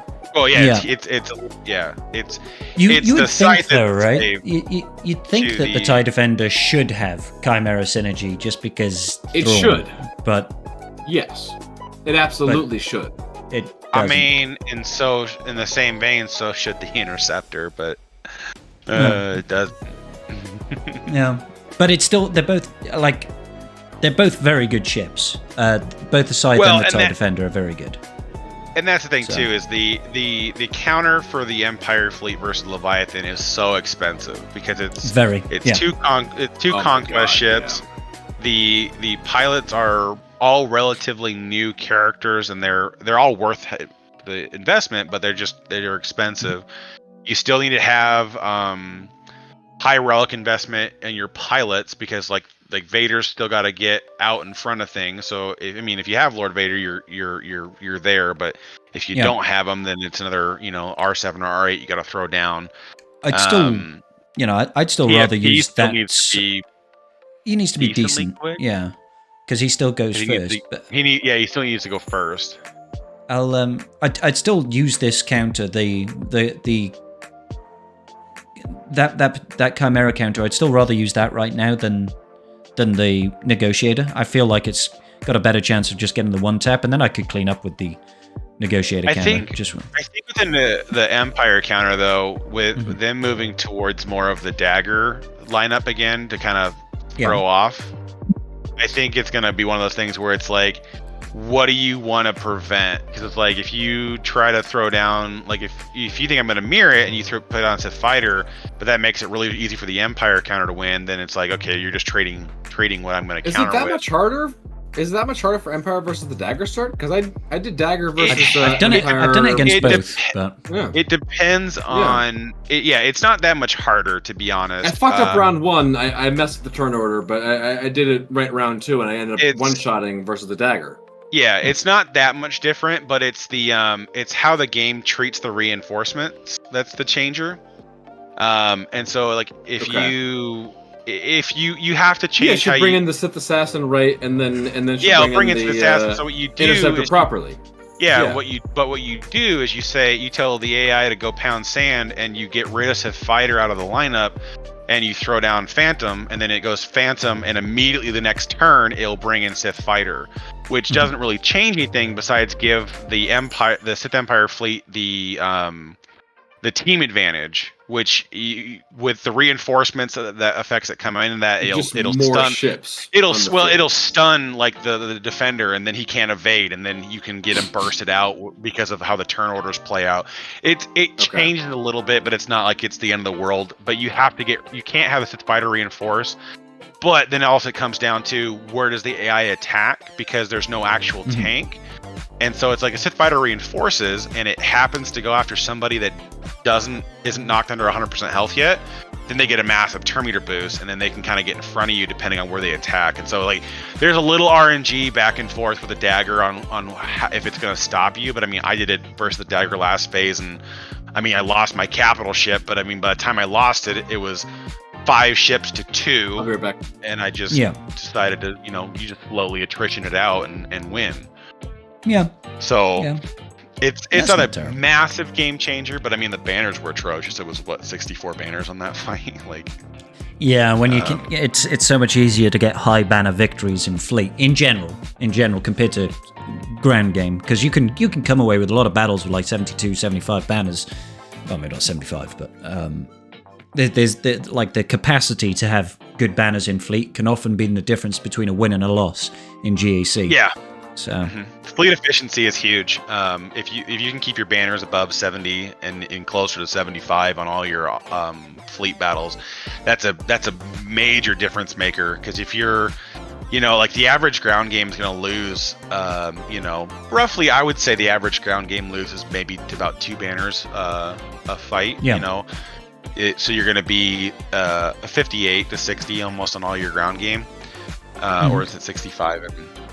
I can't even remember. I mean, you're talking fives now. Yeah. I think it's 65 and 5. It's 57 and 3s. So I think it's 55 and 65 in words. 5v5. Anyways, but it's you might lose like 20 banners in the ground game if you one tap everything. But like fleet, like if you have to like off counter meta everything and you get like 60s every time, like you just threw away like another 30 battles, which is basically your entire ground game. It's like it's another drop battle. It's like your opponent has so much wiggle room if you are playing fleet of atrociously, which is why I've always been like, if you don't really care about fleet part of the gameplay, like just take your meta and go beat the crap out of whatever they put on defense. For sure. Like that's, for sure. I mean, that's what I usually do. I usually just save all meta. Actually, no. Lately, I've been putting Leviathan on defense, but usually I just save everything for offense because sometimes it's just I'd rather just have the security of making sure I'm definitely going to clear fleets. And sometimes I'm just like, I'm probably going to out efficiency you if you've put meta fleets on defense and I haven't, because I'll be able to get the high 70 wins, Yeah, and that's why my opponent lost this last round. He put all of his metas on defense and couldn't clear the Executor, and I just got it done. Cool. I mean, you can end up screwing yourself if you, if you're not gonna get it. If you're not gonna actually, come and be prepared to actually take everything out, then you're screwing yourself.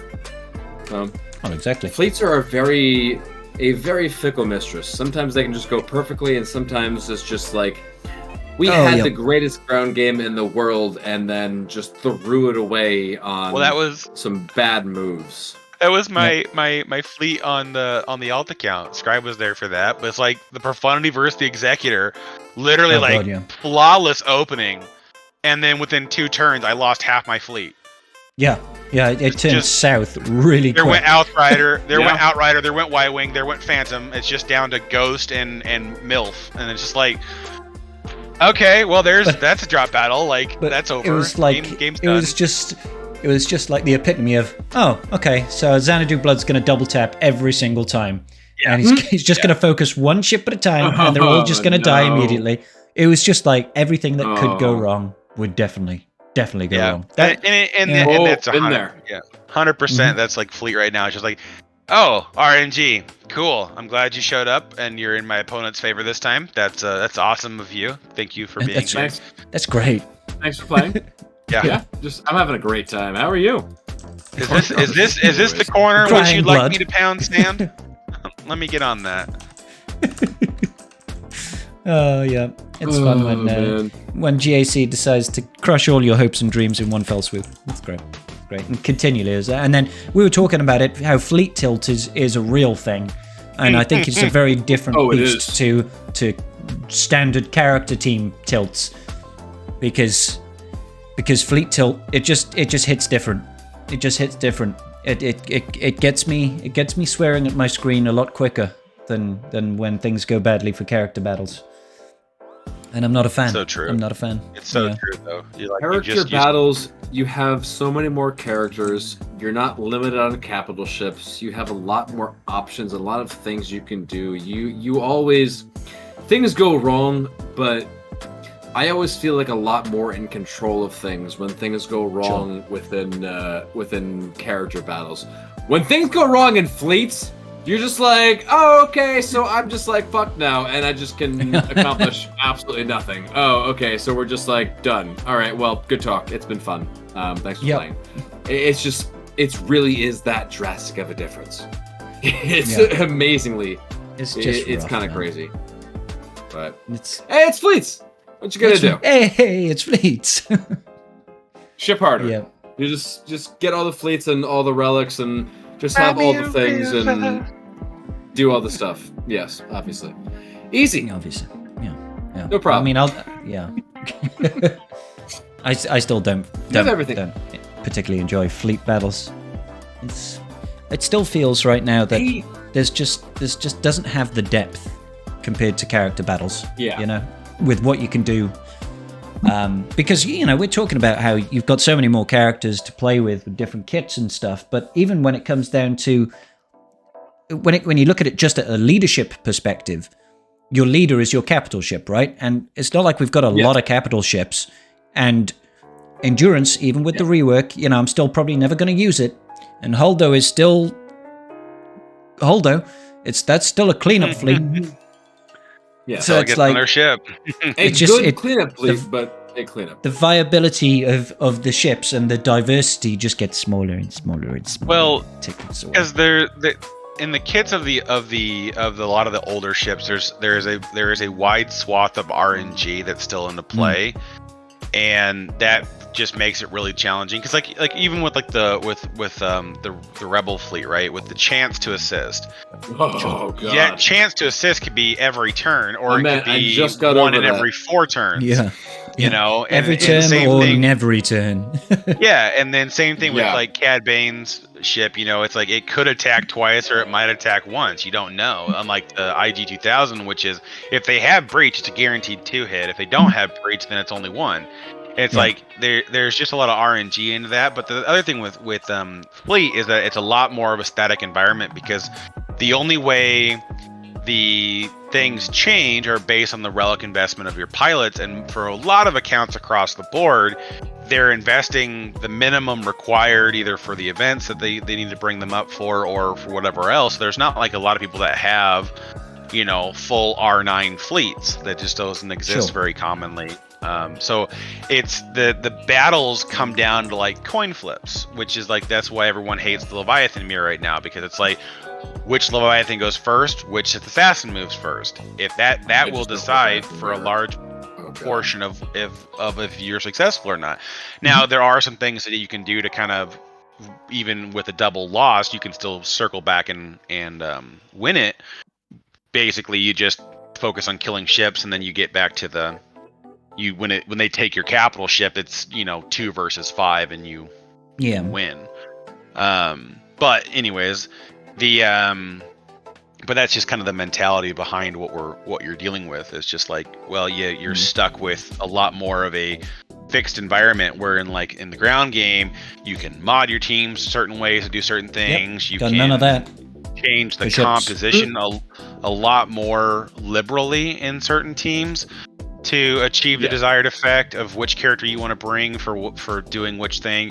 So there's a lot more latitude in what you can use on the ground game that makes it feel like there's a lot more control of what's happening. Like if you want to make sure Jabba's going to be easier to deal with, you take Mace over Padme or something like that. So you run double tank or you drop the snips and just say screw it, and you take Mace in there because you get the double turn swaps, and so you can kind of have a little bit more getting after. And in Fleet, you've got what's the plug and play ships in Fleet? Houndstooth. It's Houndstooth, Phantom, maybe. Houndstooth, Gar Saxon, Plo. Yeah. Gar Saxon. Well, yeah, his stuff is doubled for Empire, but he does have a generic buff. He for that. reinforces and then will come in and cleanse. So Gar Saxon. Yeah. Oh well, I suppose we could Hawk. say Ebon Hawking, technically Cassian, I guess. Just because the reinforcement defender, just because the defender kills everything. TFP in a nutshell is the same way too, because TFP is the 25% term meter that doubled. Yeah. Out the rip. So there are some. Yeah. But There it are just some, doesn't but I mean feel they're not diverse. plug and play as in the same way you would describe like OG Thrawn prior to the Great Nerf, right. where he was or where they were critical to so many counters to these meta teams, but they were in teams that weren't of their faction or whatever else. They were mix and match to make it work, and that was really kind of cool to have. And it's I kind of miss some of that stuff, but Fleet doesn't have near that depth or diversity of what you can plug and play because of how they've basically designed all their new capital ships are so hemmed into the tags that it's just you can't play outside of those roles with very little success. I'm still waiting for that fourth fleet to be a requirement in Kyber. Yeah, it's coming, man. It's coming. Feels like I want to say it's going to be here by the beginning of next year. Yeah, I mean, come on, we just got Leviathan, and now we've had, Marauder come in and bulk up Negotiator. I know it was supposed to go with Endurance, but if nothing else comes out for Endurance, then it's going to stick with Negotiator, let's be honest. So it's that's technically 2 additional fleets that we can work with. We need a fourth defensive and offensive fleet to work with in GAC. Otherwise, it's too much. I made a comment about 4 fleets in GAC in my Discord and got yelled at by 3 people. Get that shit out of here! Don't you put the evil on me, Rick and Bobby? No, fleet, no. I seriously just. That definitely means it's coming. I mean, we now to a degree, I would say we have 11 viable capital ships. Yeah. Rebel fleet, I think, still the Home 1 fleet. It still needs something. It needs something to kind of get the. It needs the Falcon back. It needs something. It needs something similar. To get the goddamn Rogue One. There you go. That's what it needs. And then the Falcon goes back to Home 1. Done. Yeah, but they'd also have to make that ship from Rogue One not be a scoundrel as well, so it plays nice with Falcon. Yeah. Well, Ravensclaw, sorry. Ravensclaw, yeah. But he is the pilot. The Home 1 needs a little bit of help with the fleet. The Radis, I think, still needs its 5th, and then I think the Endurance would need a 5th. But I mean, even if you take those 3 out, that's still 8 viable fleets. Between the other remaining, the V-wing they're still gonna bring in. They could bring in the V-wing, or they could bring in a shuttle support craft. I like the sound of that wing. Mm-hmm. The V-wing was the early TIE fighters. That's my favorite wing right there. Mm-hmm. But they could do that, or they could do. I think if they do bring anything else, it would be something that Cody would pilot. I don't know what it would be yet, but it'd probably be something that Cody would pilot because he's the only really clone left. I really don't want Omega those clone piloting ships that they anything. have in TB. No, those clone ships that they have in TB. A-Wing? I don't even know what they're called. A-Wing? Are they A-Wings? No, B-Wing? they're I don't even know. They're the torrent fighters. There's clone ships that are in TB that are piloted by just generic clone troopers or whatever. Yeah, yeah, no, I know what they are. They're Easy. the torrent fighters. But they're they look like they're like big T's, and then they have like the little drop down guns, and then they have like the main stabilizers underneath the. Yep. Yeah, they could do something like that too. Exactly. For the because the models, they have the V-wing models in the game too. I don't remember what event it was for, but they do have them in the game.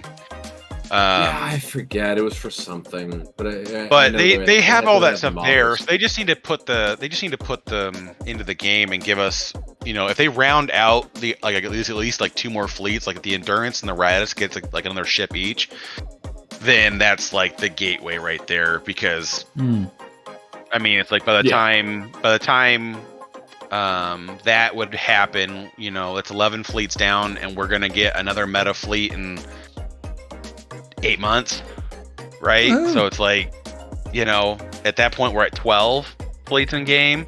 It's like, so if you have only 3 teams on defense and I have 9 teams to attack with, like, it doesn't matter what you put on defense, I'm gonna clear too it. Too much maneuverability. I feel it gives people too much to work with. Here was the response when I had posted something like that in Discord.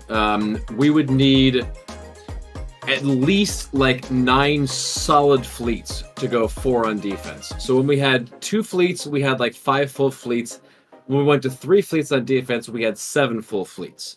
Thinking about like the actual meta fleets and everything, like when they added those on, like ready, good to go, we had that many like fully stocked, actually ready to go fleets. Again, just reading comments in Discord. These are people that I trust. So if we had another, because technically, yes, what do we have? We have 10 capital ships. We have 11 capital ships right now. 11 capital ships. Effectively, do we we've even got 10 have in holder. 8 actual fleets though? I mean, effectively though, do we actually have like? No, like effectively, really I would 8 say. actual fleets? I would have say like effectively 7. right now we have 9, because you can. Maybe 7 or 8. No, because you can't discount the fact that the Depending Empire on what fleet your is place. currently put into 2. You can easily split Empire to 2 separate fleets, but to beat Leviathan, you have to condense it. The Malevolence is its own depending on fleet. what you're facing. Yeah, but that's my point. You can't discount a fleet because you have to sacrifice it to counter something. Like that's not. You had 2, you converted to 1. That doesn't mean you had 2. Assuming you're have one facing less. the 3. Assuming you're facing 3 metas on defense. Sure. Like the fully formed best fleets possible, not bullshitting, not like half-assing it. Like we're talking balls to the wall. You gotta face the best of the best, sort of stuff. Then The breast of the breast. I can sort of get that. Breast of the breast, sir, with honors. I can. Yo, solid. Anybody gets that reference? I love you. No, it's good. Solid. Yo, amazing. I haven't watched Men in Black in fucking years. So good. Yeah. Anyway, suppose you're talking about fleets. I can definitely buy that argument. Like we need some more actual ships to make fully formed fleets in order to get to that threshold to actually get all those fleets up and running. Because facing the best fleets, we maybe have 7 full fleets at that point. Well, I mean, if you wanted to condense it down to that point, then you would, even at that point. We're condensing down. We're saying worst case scenario. Worst case scenario, you only have 1 Empire fleet. Then sure, you'd have 7. In a very worst, but like that would be 3 meta fleets on defense, and you've put your 3 meta fleets on defense as well. Because if you the scenario you got to consider. If they've got 3 on defense and you've got, say, your Leviathan, you can mirror match the Leviathan, and then you've got 2 Empire ships for Profundity and. Well, yeah, you can use the Empire fleet to split to go kill Profundity and Executor. But I understand where you're coming from, Wolf. Yeah. But then their job is much easier as well. So I mean, it breaks up. Oh yeah, but that's you're starting to split hairs on the context of what's happening there, because it's like you still I took that have personally, Carl. I'm just saying worst functional. Son of a bitch. I'm just saying worst case scenario. That's That's how I like to approach these sorts of things. Like, I mean, obviously, we could say in the best case scenario, you have 11 fleets. You can scrounge together 11 scrappy fighters, and they can do something. We believe in you. I'm like 10.5 fleets. Like, Holdo doesn't count. Most bullshit scenario. Well, worst I mean, case, most bullshit. You just gotta deal with. If you just everything take is out up on the ring, yeah. If you take out Holdo, Home 1, and Endurance, that leaves you with 8. Because, I mean, the Finalizer fleet is still solid. It can still beat things. The Chimera and the Executrix both have their own fleets. Depending on what you want to fight, you can split them or you can combine them. It gives you options. The Malevolence, the Negotiator, the Profundity Executor, and Leviathan. So we need at least one more full fleet, fully formed, actual good-to-go fleet, so we can have 9. So if we get one more Clone Trooper Galactic Republic ship, we'd be there, or if we get one more Resistance ship, you'd be there. Could be enough. That's what I'm saying, is like it's not that far of a stretch to see. Could that Resistance ship be a capital ship? You just get rid of Holdo completely. You tried it with Holdo, it didn't work, guys. Moving on. I mean, honestly, abort. The funny thing is, though, you remember the Q&A on Holdo where they basically said, basically, if we allowed the Star Fortress to utilize Foresight, the alt would have been like turn 2. Right. And I'm like, that would have been so funny, though. Like, it's just too powerful, and I'm like, funny. Yeah. That's fair, but like at the same time, I would like to see them do something with another resistance ship that allows you to pocket Poe on the reinforcement. That's what I would prefer, because Poe's reinforcement ability is so strong, but you never use him as a reinforcement because you have so limited options on what you can play. Well, I mean, you've got 4 resistance ships really, so like. Only one person's going to be that reinforcement. for they basically need to bring a Fury to support the M1 Fortress. Is what they need to do. Is basically just bring in something that just says, "Hey, these mechanics that you have, we're going to make them ridiculous," and then you get like an extra. I'm going to give everybody Foresight. Because honestly, like, I mean, yay! We've done it multiple times, Scribe, with the using Executor versus the Resistance fleet. If they survive long enough, it becomes a real threat to your survivability. It's like scary. If you don't burst out like Rey's Falcon fast enough, you're like, oh god, that AoE could kill. Like I could lose some things, and so it's like it's so close to being a good team. But it needs like some other support craft that helps it endure long enough to get the mechanics running for the Resistance fleet. Yeah, I'll be honest. Like the alt looks cool and obviously is useful in practice, but it always feels a little bit like, because you lose your own capital ship as well. It feels a little bit like, oh my god, I could just straight up time out against the standard Houndstooth on its own because I just cannot kill it. And that's just a little bit like, come on. It should give you a buff where you attack under protection or something. Against tank ships, maybe, just to make sure it's not too overpowered. But hey. Well, they need ways to get sweet spot around faster, because that's what makes that Star Fortress a far more formidable thing, is when they get the 5 stacks, because you're constantly recovering it's usually the protection dead by out of it. Yeah, but that's usually the thing. It's usually dead by that point. So it's like it's just one of those things where it's like if they had a ship that played off the similar mechanics of that, it would. I'm not relic 9ing my Rose Tico. It's not happening. All right. I mean, I don't think you'd want to, but you can finally relic Zori and then enjoy. You're correct. Enjoy the. I would like to relic Zori. Zori is. She's just the devil. She is actually the devil. I'm still protesting Zori. My Zori is still 3 stars. She is hands down the single best improvement Resistance have gotten since GLA. And she's the only one that has come since then, but that's not the point. No, we have Ben. Down, she's not Resistance. She's horrendous, man. And she hands down needs to go fuck herself, right? Yeah, I hate you, Zori.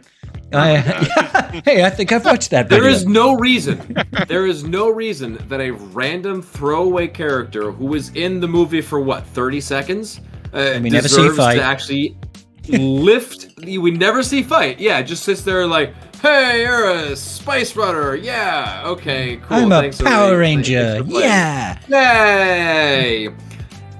She comes in and lifts the shit tier resistance up to be like a formidable team. Like, what is this? Like, there's no reason that she should be as good as she is. There's absolutely no reason she should be bringing up these crap tier resistance. It's crazy, actually. Honestly, it's like like all she does is just move the needle over enough for OG Finn's lead to be useful again. Yeah. Like just the more constant source of exposes from her kit all of a sudden just makes the team a nightmare, because it's like, oh, you're getting cooldown reduction, you're getting turn meter, you're pushing my turn meter back for all this other stuff. It's like, oh my god, I can't wait till we get another. Not to mention, the heals and the cleanses and the retribution and the damage immunity on the tanks. It's like, come on.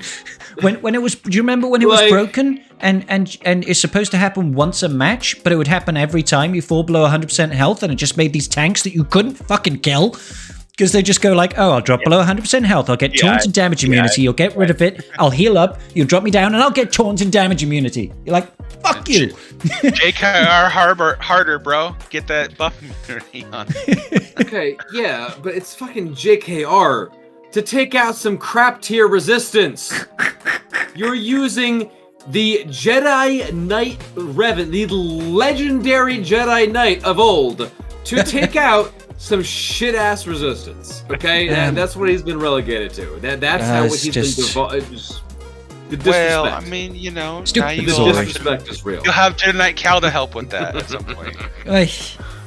Yeah, how many Jedi does it take to take down one resistance? Who knows? Apparently, it requires one. If you'd have, I'm gonna sneeze. No, I'm not gonna sneeze. Or maybe I am. No, I don't think so. But yeah, if you'd have taken me back like 3 years and said, hey, Scribe, they're gonna release Zori Bliss and she's gonna make the resistance team fucking incredible, I'd have been like, fuck you, First Order. That's right, finally resistance gets something that's actually good. You pieces of shit. God damn. Stupid. But hey, now I look at it and I'm just like, I hate you, Zori. You're the worst. I'm just surprised you still stare at her and you're like, nah, I refuse to get her. And I'm like, I'm farming her. Okay.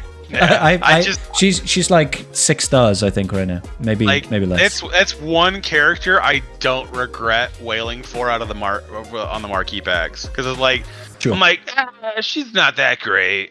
And then, like, the more I saw, I'm like, oh, she looks nasty. Actually, she's really great. I really want that. Actually, 71 out of 85. So I'm not quite 6 stars, but I'm not.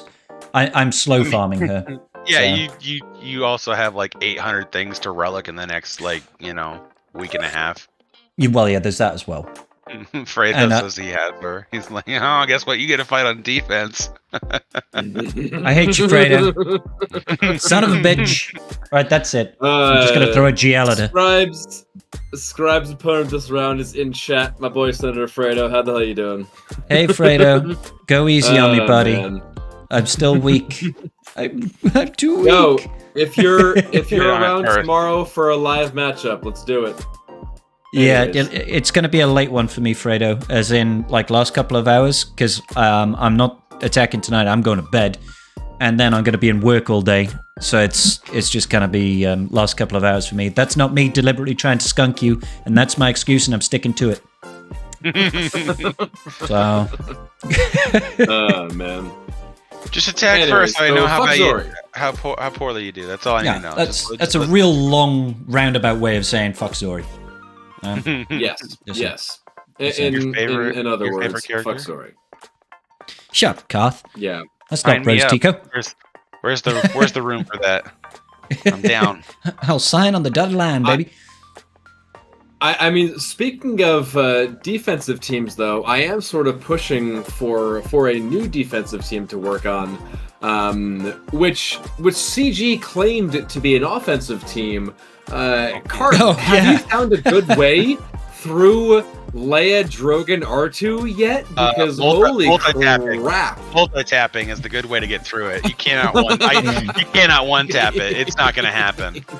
I honestly think the entire objective is to go in with JMK, kill something, and let it time the hell out, and then come back and clean it up with another GL. But like it's that nutty. Like I just you're staring at it going like, why are you still alive? You should be dead.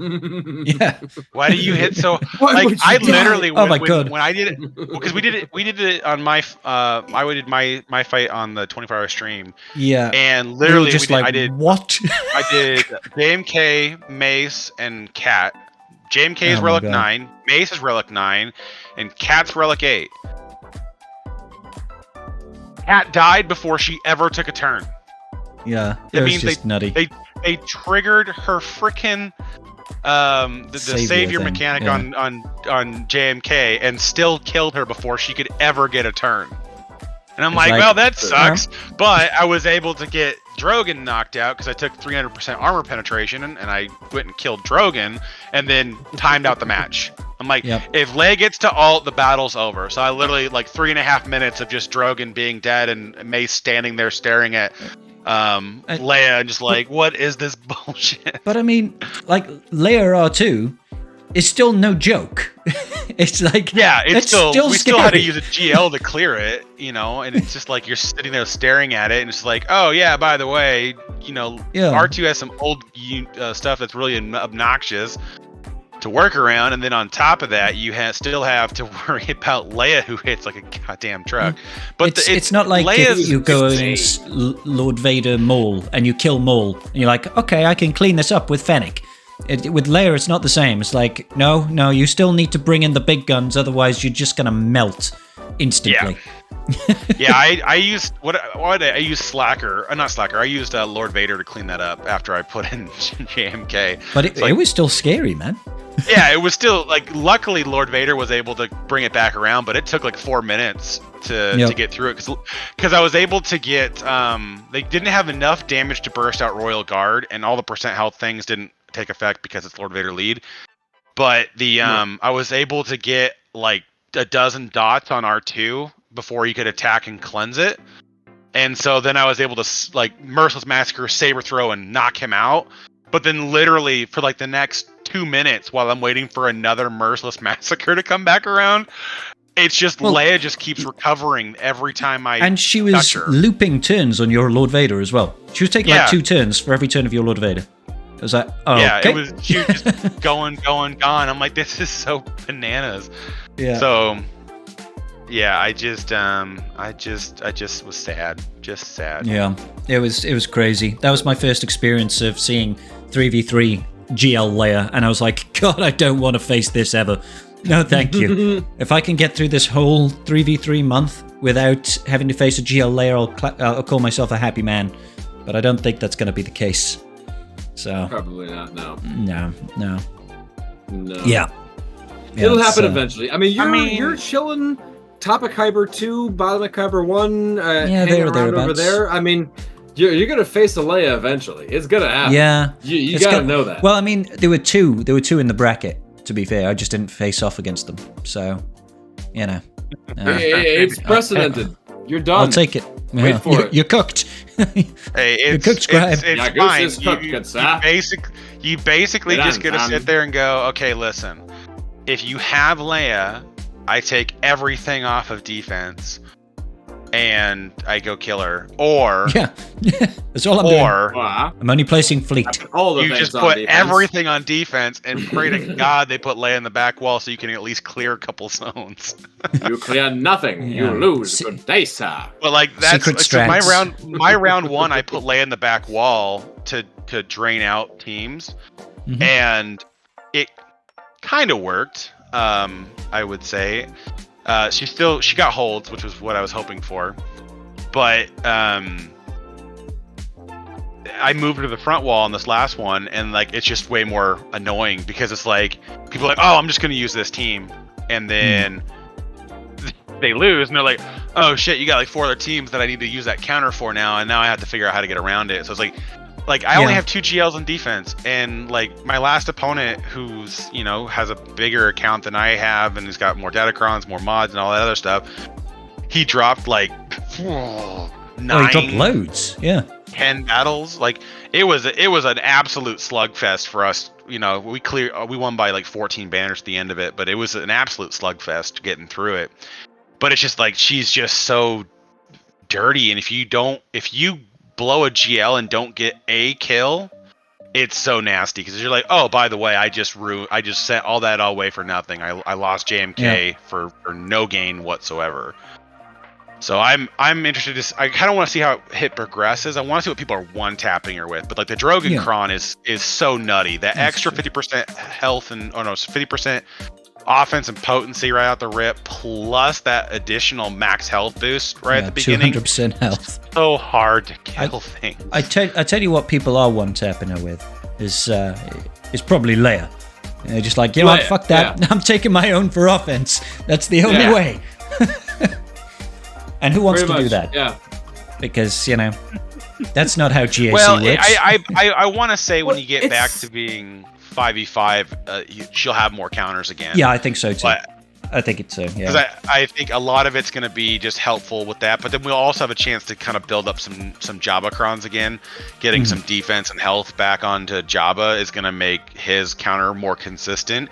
But right now, trying to withstand that onslaught with 2 characters, it's just not going to happen. But you get the rest of the mechanics put together from the Hutt Cartel with the 5v5 setup, and I think you'll get through it. We F'd again. No, we didn't. No, never mind. No, PK said F. Never mind. We still alive?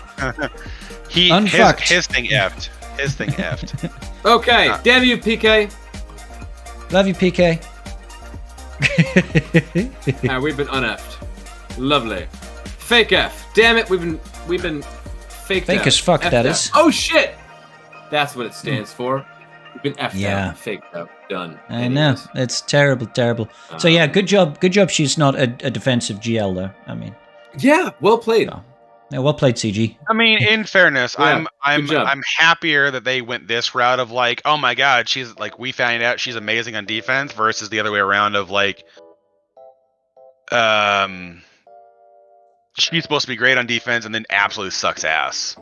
Like, I would hate to have that be the turn on that one. Yeah, you're much happier to be like, she doesn't work on defense. Turns out she's an absolute bomb on defense. Best 3v3 defensive team there is. Yeah. Well, a guaranteed hold. I mean, like, I don't think there is a single GL that can one tap her right now, unless it's Kron dependent on the new set, and we might find something that you can get there. But I mean, the damage is so high. It's like, I think if you might need like a 300% defense Kron, and then Jabba will be like, oh, okay, I can take these hits again. But outside of that, I think you're just gonna laugh. I think if you have like the Wookiee reduced damage Kron for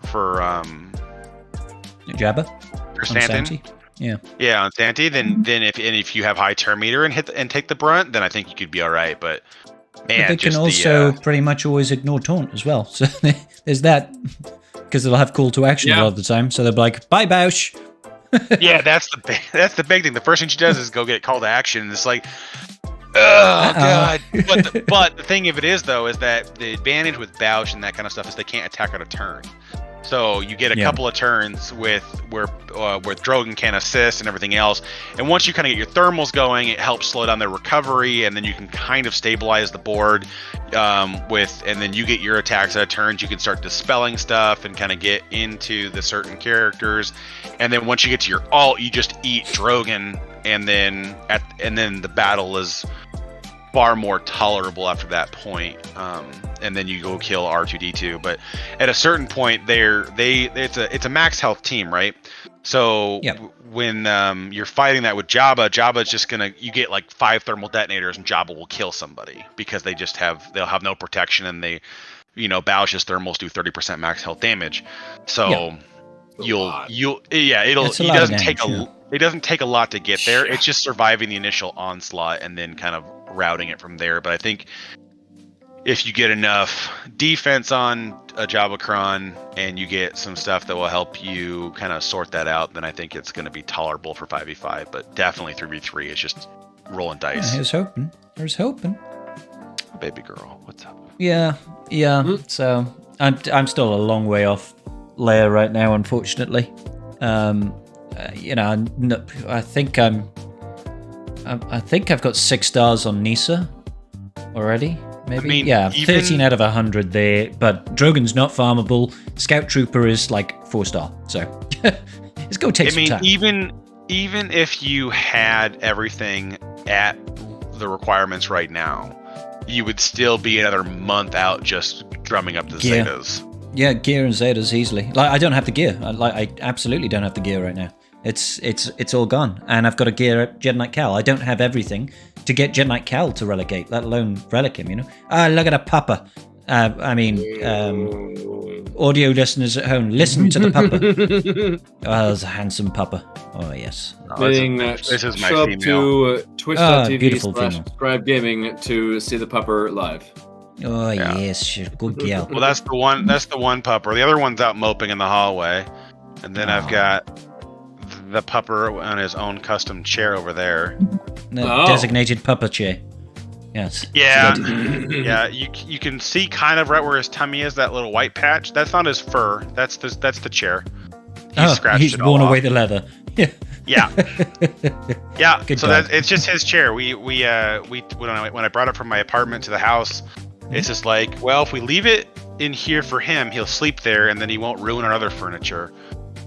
And then we got another dog who decided to ruin our furniture. So. Oh yeah. You're like, joke's on you. Still gonna wreck your shit. It's 100% what happened. Yeah. You tried though, and that's half the battle. Yeah. All right, guys, we are over 2 hours now into Tribe Talk. So, any final thoughts? Any last things you want to bring up today? Jedi Knight Cal soon.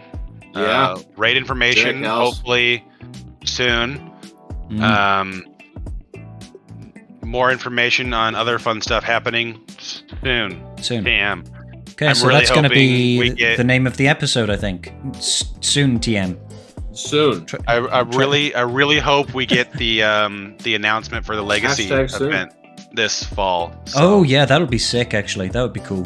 Soon. Still hoping that's something decent. So like, there's a lot of things on the horizon of soon that I'm hopeful for, but I would soon. I'm still waiting.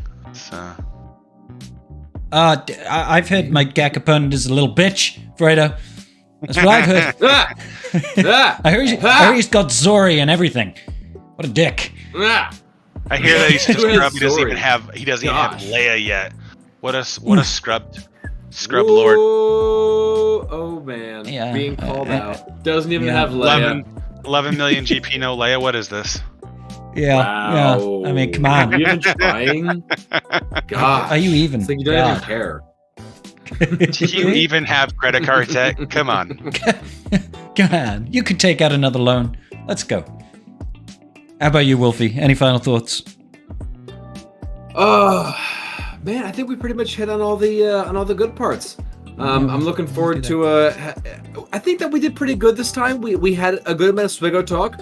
We had a good amount of not SWGoH talk, where we're starting to transition things and seamlessly, and the audience doesn't even know it, and it's perfect. And we're doing our thing. I love it. Yeah. Slowly but surely, we're gonna turn this podcast into a stamp collecting podcast. You wait, that's my true passion. Beautiful stamp collecting. Yeah. Beautiful. All right, guys. Thanks once again for joining. It'll be live at YouTube and Twitch at some point. Yeah, I've got a tramp stamp. And Spotify, iTunes, and all the reputable podcast hosting websites. Come join us live on Monday evening, which is going to be, after this, before this podcast goes live everywhere. Come join me in the past to watch me face off against Senator Fredo and losing GAC. Be good. Peace out. Love you all. Bye-bye.